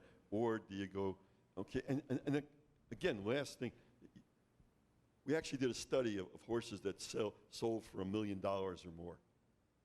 Very small percentage of them ever made money. So again, I think you start with this, and then later on, if you're really starting to enjoy it, the opportunity to go into a partnership makes a lot of sense also. We have one more question here. Can anyone comment on setting up a self-directed IRA to invest in racehorses? Can you set up a self-directing IRA to invest in racehorses? Who put that question in? Because I did not plant that question. Yeah, what the question is, let's say I have money in an IRA account, okay, which you got a tax deduction for putting the money in, okay? What can you use that money for? And most people answer the question by saying you want to invest in stocks or bonds, okay? The answer is you can invest in any kind of business venture because it's your money, okay? So the answer is yes, you can buy a horse. The reason why you wouldn't necessarily use it is, let's say your horse operation lost money. If you're in a self-directed IRA, you don't get the tax deduction for it. So the really question is, what kind of entity should I have for buying this horse? And the answer is a limited liability company, which costs $250 to set up. But if it does lose money, then that loss flows through to your individual return, and the government pays you, 30 or 40% back. I'm sorry, my time is up. Yeah. Well, we want to thank everybody for joining, and also Mr. Green, as well as Aaron Yagoda. And we also, as the ERC members, we also thank them just heartily for the fact that we could tag along with Proven Strategies. So thank you very much. Yeah.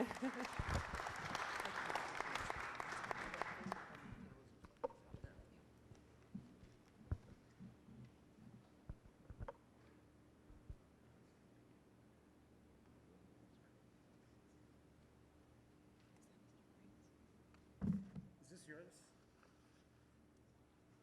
I was eyeing it. It's a nice jacket. Imagine going to see Saya from Mercury Pharaoh and not having. Yeah, that's American. I was going to put that on. I'm freezing. Actually. I don't know. It's cold in here. I know, it's a really nice jacket. So this is Rob Masiello, and Rob is one of our, not only is he a Empire Racing Club board member, he's also a NYTHA board member, also a horse owner. So we felt that it would be very apropos to have him speak here today, and just to walk us through a little bit, especially from the new ownership perspective. So take it away, Rob. Thanks, Christina. So, so I am, I'm a NYTHA board member. So NYTHA is the New York Thoroughbred Horsemen's Association. And I was elected 2 years ago. And so one of the things, I think the thing that I was passionate about on the board is trying to get new owners into the game. So as some of you know, that some of these racing clubs have come to be, including the Churchill Downs Racing Club. And so that's something that I pushed on my board is how do we get, I think one of the things that I've learned, and I've owned horses for about a dozen years now, mostly through West Point, and then in the last probably half a dozen years on my own, more and more. So one of the things I've noticed bringing people to races is that I think that there's a lot of, like when I bring my friends up to the track in Saratoga, I think that they have a lot of questions on like, well, how'd you get into this? How do you buy a horse? How do you find a trainer? How do you hire a jockey? Like, how does this all work? And so I think one of the things I thought about a lot when I ran for the NYTHA board is, how do we get the people that are in the picnic area in the stands on a Saturday in Saratoga? How do we show them what this game is about and kind of how everything works behind the scenes, and how do we get more of those people to buy horses? So that's something that I've worked on and with Christina is to form this racing club, and our purpose is really, I think, to kind of give experiences like this where potential new owners can kind of learn a little bit about the game, learn how it works, and from our perspective, it's one of two things. Either this will encourage some people to buy horses, but even if it doesn't, our perception is that hopefully they'll have a little bit more of an appreciation for the game. I think that as fans, if you get more of a perception of kind of how this all works, it makes you more interested in it. So anyway, that was sort of the purpose of starting the racing club, and I just really want to thank everyone for being here today, and we're hopefully, I know we had a little bit of a setback earlier in the meet with the filly, but obviously Aaron and Len helped us out tremendously, and we're here, we're trying to create a good experience. We are very open to feedback. We want to make this as positive an experience as we can, and hopefully, like I said, encourage some people to take the next step into horse ownership, and if not, we just, like I said, we want to try to create more engaged fans. So one of the first things that we should point out, and actually Rob alluded to, and you had started out with partnerships and racing partnerships. Tell me, what were some of the things that you experienced that were maybe a little bit eye-opening to you when you were involved with that aspect? Oh, I think the biggest thing, and so it's funny, one of the things we talked about a lot throughout the year is like, one of my biggest fears with this partnership, this is gonna sound crazy, but my biggest fear was that we were gonna get a horse that was like a superstar. And the reason for that is because this game is just very difficult, and the truth is that, it's a grind. There's a lot of, and I think one thing you come to appreciate is that the difficulty of it is part of what makes it so special when you do win. But so one of the things I was concerned about was like that we would get a horse and that the horse would just be a Grade 1 winner. And I think one of the things I learned when I started with West Point off the bat was like, man, most of these horses, they're not not most of them, but like a decent percentage of them are always on the farm, or always like recovering from an injury, or you know, like a 2-year-old that's just kind of behind, that's not going to run for a couple months. That's sort of, you know, when you think about a group of say 20 horses, there are a couple that are at the head of the class. There are a few, you know, then there's like a handful that are either so-so horses as 2-year-olds or just not ready to run yet, and then there's some that are still on the farm. And so I think kind of the most eye-opening thing was just the percentage of horses that, you know, you just, I guess as a fan, you sort of just assume every horse is running every 3 to 4 weeks. And in reality, you know, and I would, if you're going to the race today, I'd encourage you to go through, just look at a given race and go through the past performance lines and try to think about what those past performance lines mean as an owner, that you'll see like a horse will run 3 times and then not run for 9 months. And then they'll come back and they'll run once and then they'll be off 8 weeks and then maybe they're running today. And so I think as a fan, you don't really think about that. But as an owner, that's like, well, the horse ran twice and then we had to take a chip out of the ankle. You know, they had to ship to wherever, took the chip out of the ankle. Like I use Fair Hill down in with Bruce Jackson, which is down in Maryland. So like maybe my horse would go there, have that procedure done. Then there's a whole structure in place to get that horse back to the races. And so I think that was sort of the most eye-opening thing for me. It was just how much downtime there is. And, you know, like in my example, the horse I just gave, that's a horse that's run, say, 4 times and is maybe, you know, a 3 or 4-year-old. So maybe you bought that horse here as a yearling, and 2 or 3 years later, they've only run 6 times. And that's not, you know, it's not completely uncommon. So if you want to get involved and you're getting in, really just you're starting off, how do you go about it? How do you go look for a syndicate or like a partnership? Do you go try to get in with another person or two? Like where do you start? So yeah, so I went the partnership route. Like I said, I've owned horses with West Point. West Point's great. I'm not gonna, you know, I think there are a lot of very good partnerships. I'm not just gonna promote West Point. But I found, and I think like I said, one of the reasons we started this is to try to give potential owners a path to kind of figure out what they want to do and to see how it works. But for me, the thing I liked about the partnership is that, you know, it's fractional ownership, so you're not, you know, for a horse that's running in New York, it's probably, let's say, between $4,000 and $5,000 a month to care for. So, you know, you have your day rates, usually a little bit over $100 a day, plus a vet bill is maybe, you know, $500 or $600 or $700 a month. So that's your cost every month just to have the horse, you know, up here in Saratoga, right, at Belmont. So by doing fractional ownership, you know, instead of having to pay $4,500 a month, maybe you own 10% of the horse and now you're paying $450 a month. That's a lot different. The other thing with fractional ownership is that if you own, you know, to own one horse can be pretty expensive, but if you own 10% of 3 or 4 horses, now you have some diversity. Whereas if one, for example, is a perfect example, our filly gets hurt. If you have 3 or 4 horses, you know, Starlit Daydream needs a little bit of time off, but you have another horse with Aaron that's going to run hopefully Thursday or next weekend. So that's one big part of partnerships that's very good, is you can do fractional ownership. The other thing too is with West Point, they kind of deal with all of the, you know, they create the LLC. They deal with getting the updates every week. So on Tuesdays, they contact every trainer they have and they get an update and they post it on the website, usually on Thursday night. So once a week, no matter what unless your horse is completely out of training, you'll get an update from West Point every week. And then they'll have their employees, and you see them, they're everywhere. I mean, I feel like half the people up here are wearing West Point gear in one form or another. But they'll be out in the mornings videoing their horses. If a horse is breezing, they'll take the video and post it on their website. They have their own internal social media that they'll post updates on as well. So doing a partnership like that, you get the experience of ownership, you're a fractional owner, and they kind of deal with a lot of the stuff. And I think what's good about that is you kind of get to experience all of the ownership stuff without having the responsibility of doing everything. The other thing I found helpful when I started, I really liked about West Point is that, you know, I started with 1 horse, right? But West Point had maybe 60 horses in active training.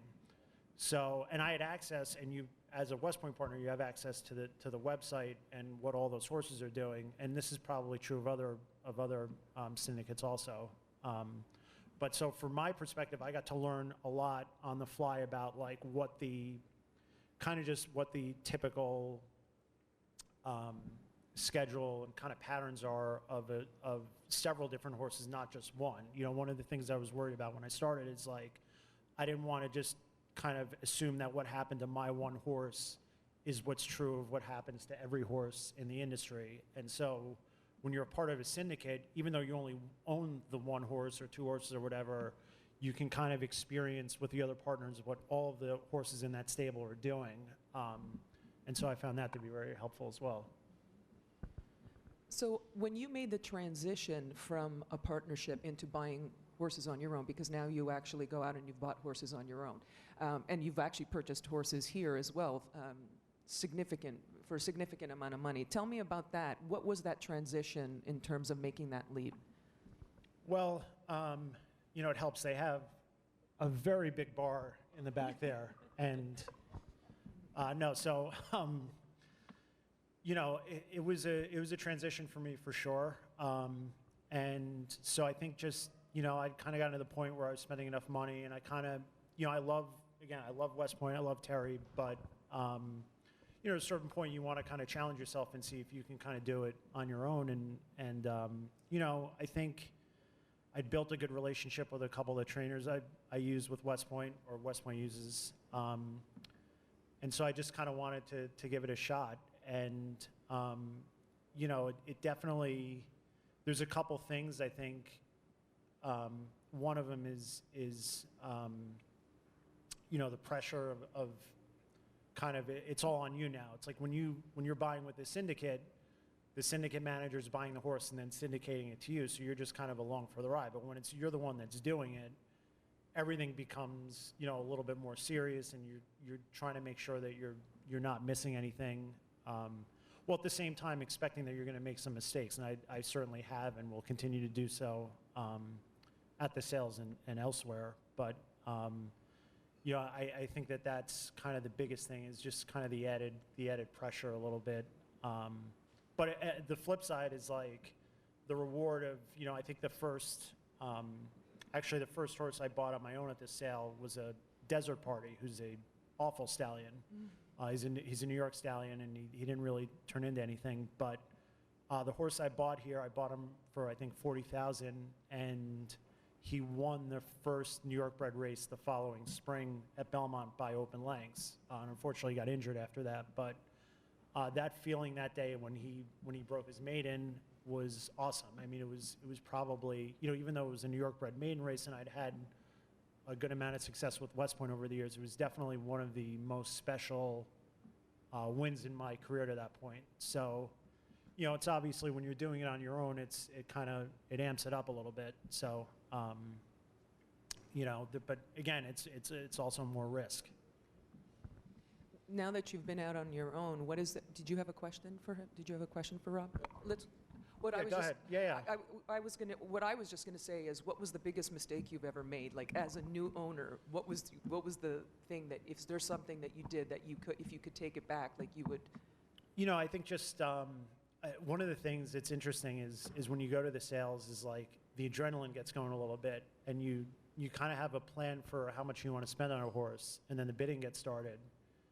It's like, man, I don't want to lose to that guy. Like, I want this horse, you know, and it just like, it kind of builds.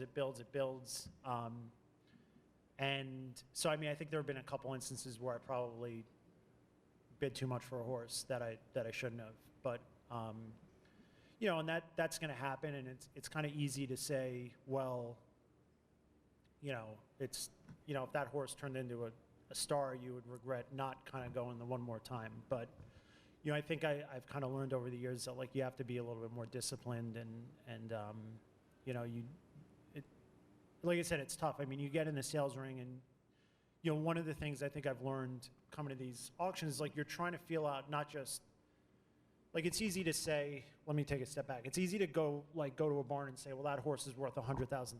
But you also have to keep in mind kind of what the market is. Like, the market's been very strong the last couple of years. So 2 or 3 years ago, a horse that you think you could have bought here for $100,000 might end up selling for $150,000 or $200,000. And so, especially like earlier on in the sale, you have to be willing to audible a little bit and kind of make adjustments on the fly and say, well, you know, I kind of value that horse at 100, but I really like him, so maybe I'll go to 120 or 130. But at the same time, you don't want to get caught where it's just like you're in the bidding ring and you're 200, 225, 250, and you just keep going and going. And it's, you know, you can have a plan and you can talk with your bloodstock agent and your trainer all day, and then you get in that ring and things start happening really fast. And the, you know, the auctioneer's up and he's pointing around and your adrenaline's pumping a little bit. So I think it's just mostly that stuff of just kind of like trying to, you know, take a deep breath and be a little bit more rational in the sales ring and kind of, you know, it's funny, it's kind of like it slows down a little bit for you the more you do it. When I first started, I just felt like it was absolute mayhem in here. And it's just like, you know, people are screaming and the guy, you know, you're trying to make sure that the auctioneer can see you and stuff. And as you do it more, you kind of get a little bit more relaxed and it goes a little bit slower. And it's a, you know, I don't want to say it's easier to do, but it's just a little bit more manageable. Okay, let's put the questions out to the crowd because we're going to go over to TaylorMade afterwards. So go ahead, sir. The question has to do with financing. So when you, two parts. When you buy a horse, you finance it, you pay cash.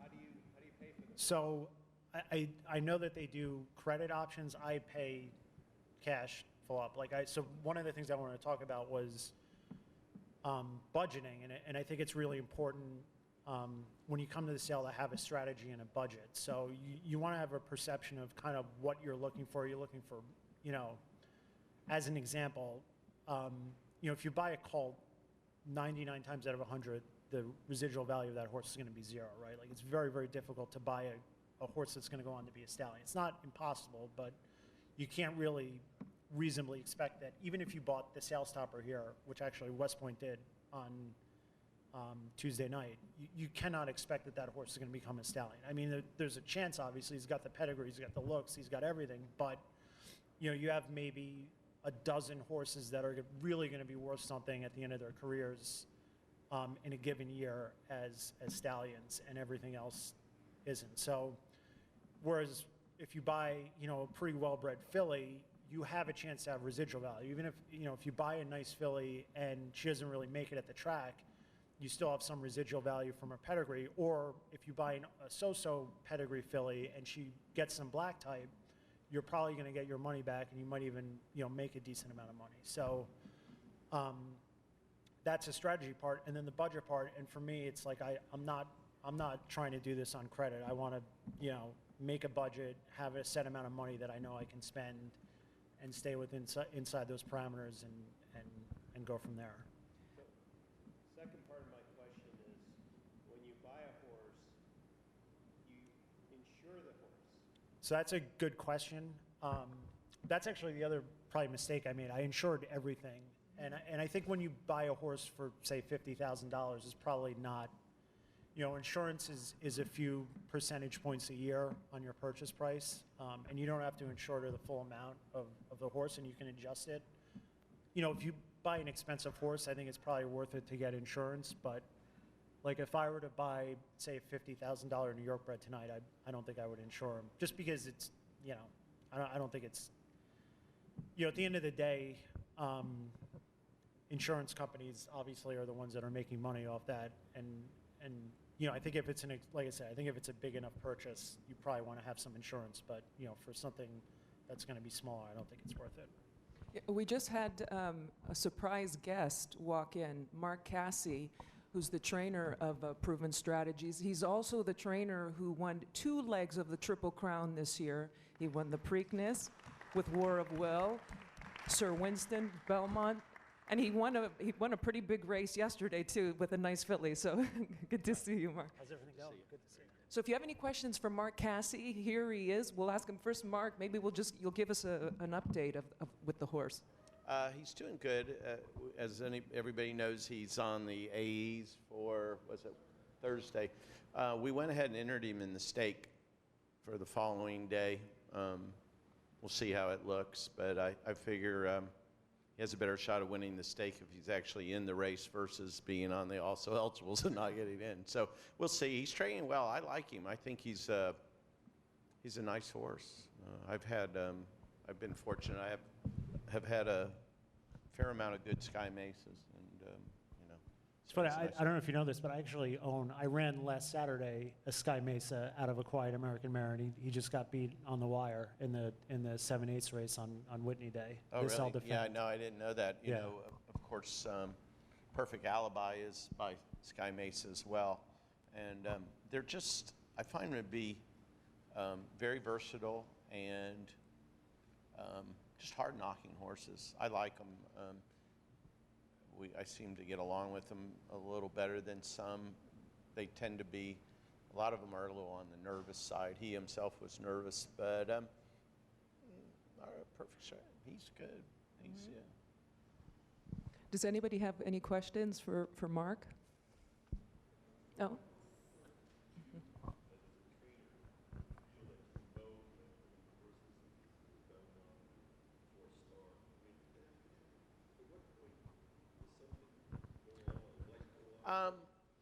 I do things a little different than most trainers, and so I'll never have a 22% win percentage. Aaron's heard me say it a million times. If you're afraid to step off first, you can't steal second. So I also think that every race and every race is a step. It may not be the step that you're looking for, but it's a step in a direction. Sherwinston is a perfect example. Sherwinston, I think I ran him first time out at Churchill Downs, and he trailed the field and then galloped out pretty strong and passed a few horses. I said, well, that was a positive performance. I brought him up here. I was just starting to train for Mr. Farmer, and Sherwinston was a homebred. And we ran him here, and I ran him 2 turns on the grass because I wanted to get, a lot of times you'll see me, if I run horses here on the grass 2 turns, a lot of times it doesn't mean that I think they're grass horses. I'm wanting them to get a good experience, but I'm also trying to teach them to run 2 turns. So I ran him 2 turns, and he ran last again, or next to last. And I can still remember looking at Mr. Farmer and say, I promise you, I know he has some ability, but I'm proud of him. I'm proud of Got Stormy. I'm proud of Tepin. Proud of World Approval. And I've been lucky to train some really good horses. Those horses that I just mentioned were not great. They became great. And that's why I'm extra proud of them. A horse like War of Will, he's great from the beginning. I've just been along for the ride. So I don't get too excited. I like running my horses.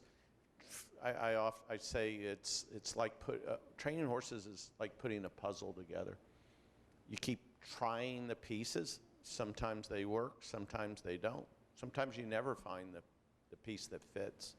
I look at when a horse throws me a curveball, I don't play golf anymore. I used to play a little golf, but since I have so many horses to train, I stay pretty busy. My father, who's passed away, always says, if it doesn't whinny, I know nothing about it. But another thing I always say, it's you hit a ball into the woods and you can say, oh, hell, I hit the ball in the woods. Or you can say, what kind of great shot can I hit to get out of the woods?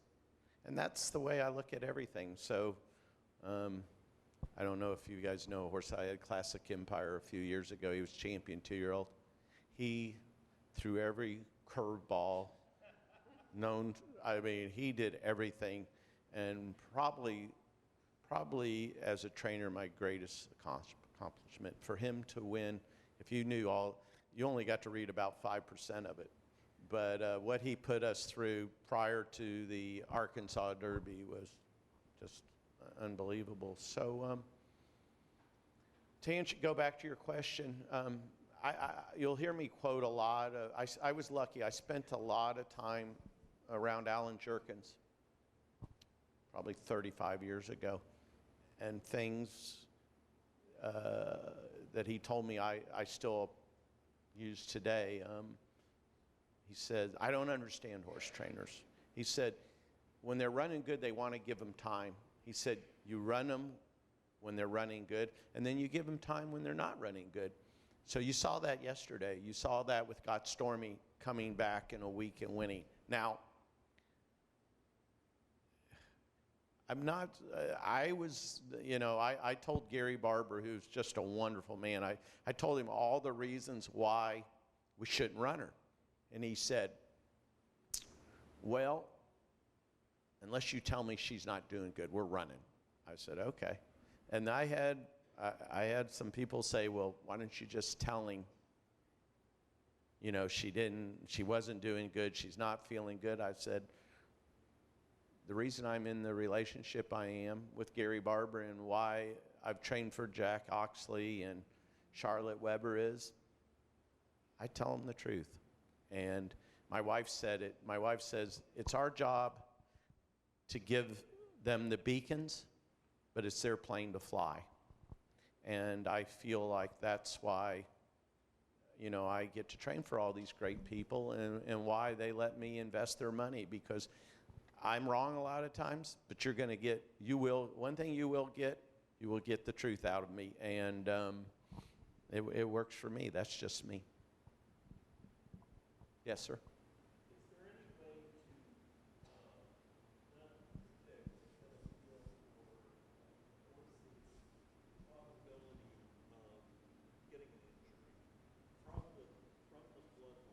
Oh, for sure, absolutely. I just want to go back to your answer. Alan Jerkins told me you have to run a horse 5 times before you decide whether it's any good or not. So there you go. Sir Winston fell into that category. It took him about 4 starts. To answer your question, absolutely. I think that Mark, we don't. Mark, can you just repeat the question? The question was, can you tell about injuries or by probability? I'll tell you a story. So my father, growing up, I have been in horses my entire life. My dad would say to me, you can't buy out of these mares that their foals don't get to the races. They don't get to the races. And so it was probably 20 years ago. I bought a horse out of a mare. She had had 9 foals and 9 winners. When we did the vet report, the horse had all these different issues, and I bought the horse for, I think, $2,300 or $3,200. I can't remember. And I had a friend come up to me afterwards, and she said, I like that horse, but it didn't pass the vet. I said, don't worry about all that. This mare's horses get to the races. She goes, oh, I wish I had bought it. I said, I'll tell you what. I scratched out my name, and I gave it to her. I said, you take the horse. And she bought it, and his name was Jambalaya. He won the Arlington Million. So at the same time, my dad buys a mare, this beautiful horse, and the mare had 7 foals, and none of them had won. And none of them had hardly run. I said, Dad, you've been teaching me this for years. How could you do this? He said, it's beautiful, Mark. It's beautiful. He said, I bought it for my wife for her birthday. I said, okay. So now the second time I ran him, he broke his leg. And he was the soundest horse, had nothing wrong with him. And I called my dad up and I said, Dad, I'm sorry, you know. I said, you know, the horse broke his leg. But the mare's now 0 for 8. So yes, we have all this history and we should use it. And it's not used enough. Why do you think when we go to the doctors, they ask, you know, did your family have heart condition? Do they have, no. You could sit there, and my best example, there can be somebody that weighs 300 pounds and a guy that weighs 100 pounds. And you say, well, which one has high cholesterol? You don't know. Because the guy that weighs 100 pounds may have a high cholesterol if his family has high cholesterol. And we don't use that enough. So that's one indication to say whether a horse is going to be. And then also confirmation. When I buy horses, the greater the family is at continuing to run, the less confirmation that I'll buy. I bought 6 horses for less than $50,000 that went over $1 million. And that's how I've gotten into the position I am. And now, today, I wasn't always allowed to go out and buy those $1 million horses like I am now. And, but that was my play. I have a question for you. What was that transition like? Because I think that's, I've kind of gone through that a little bit where the budget starts to get bigger. How does it change the way, because like you said, you became who you were by being able to find the diamonds in the rough. So how does that?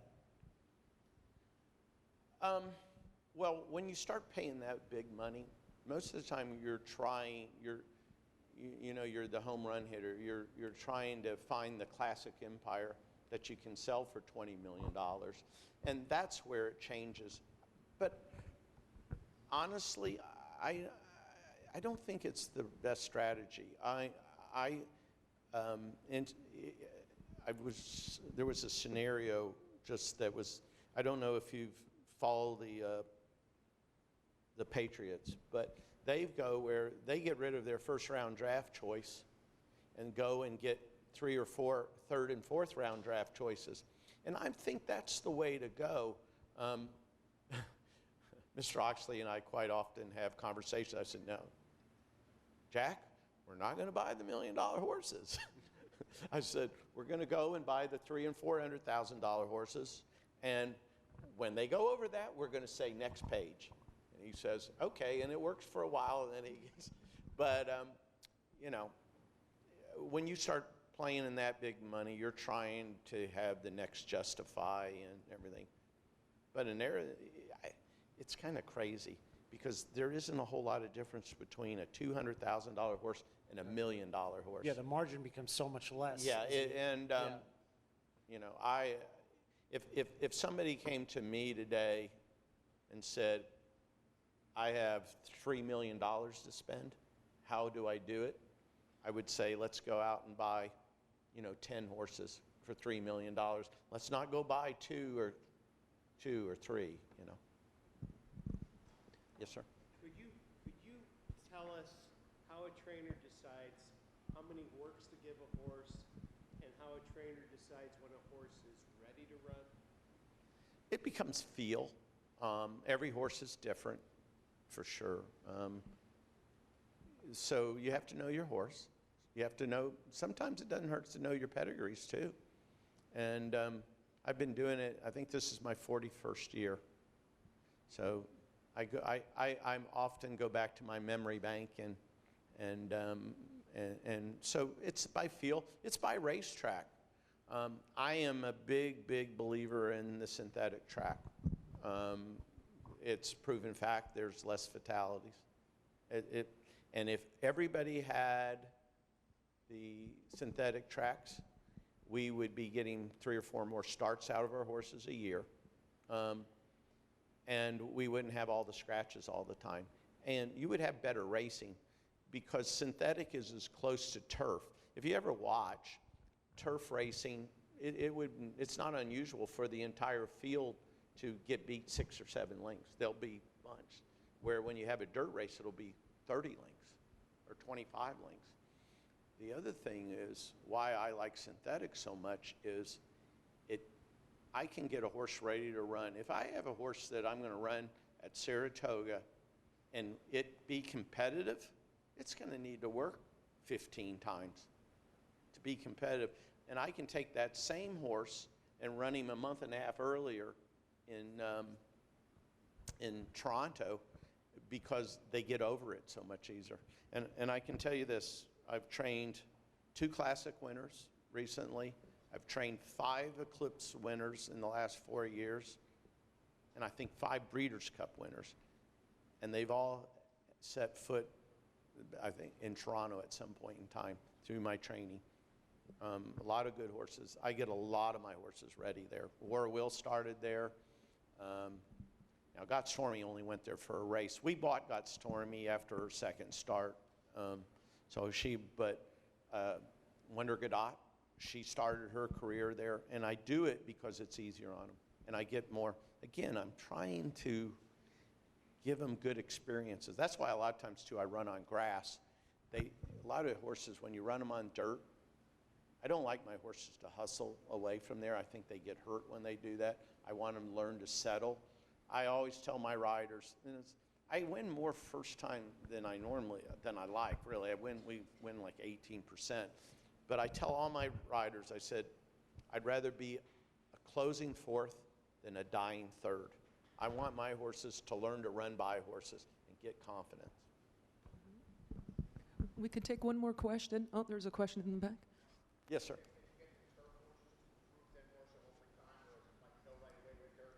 I'm sorry now? Here, let me give him the mic. Hold on. You get a turf horse to improve more over time as opposed to, say, a dirt horse where you might know right away whether that horse is a runner? Well, no, I don't think so. I mean, you look at Sir Winston. He improved on the dirt. I have had a little better luck. My other champions have been grass, but no, I don't really think so. The problem with dirt is it's the early experience. You got to get through it.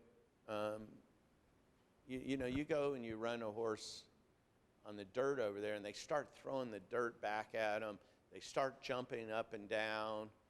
They lose their action, and that's when horses get hurt a little bit. So, like I said, if I could do it, I would run every first-time starter I had on the grass or synthetic. Okay, I think that's it. Thank you, Mark. Okay. Thank you so much. For joining us.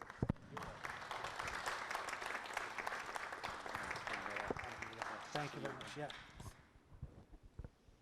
And also one of the friendliest trainers. He's great with the media, great with the press. He's always very accommodating to us, so we're very appreciative. We're going to wrap up here and go to the tailor-made consignment because we're a little bit on we're trying to run on a schedule here. So we're going to go to the tailor-made consignment now. And if you all just want to kind of, as we walk out this way, we're probably going to, let me just think, we're probably going to go out that way. But if everybody just wants to come out here, and then we're going to work our way around. Thank you, Mark.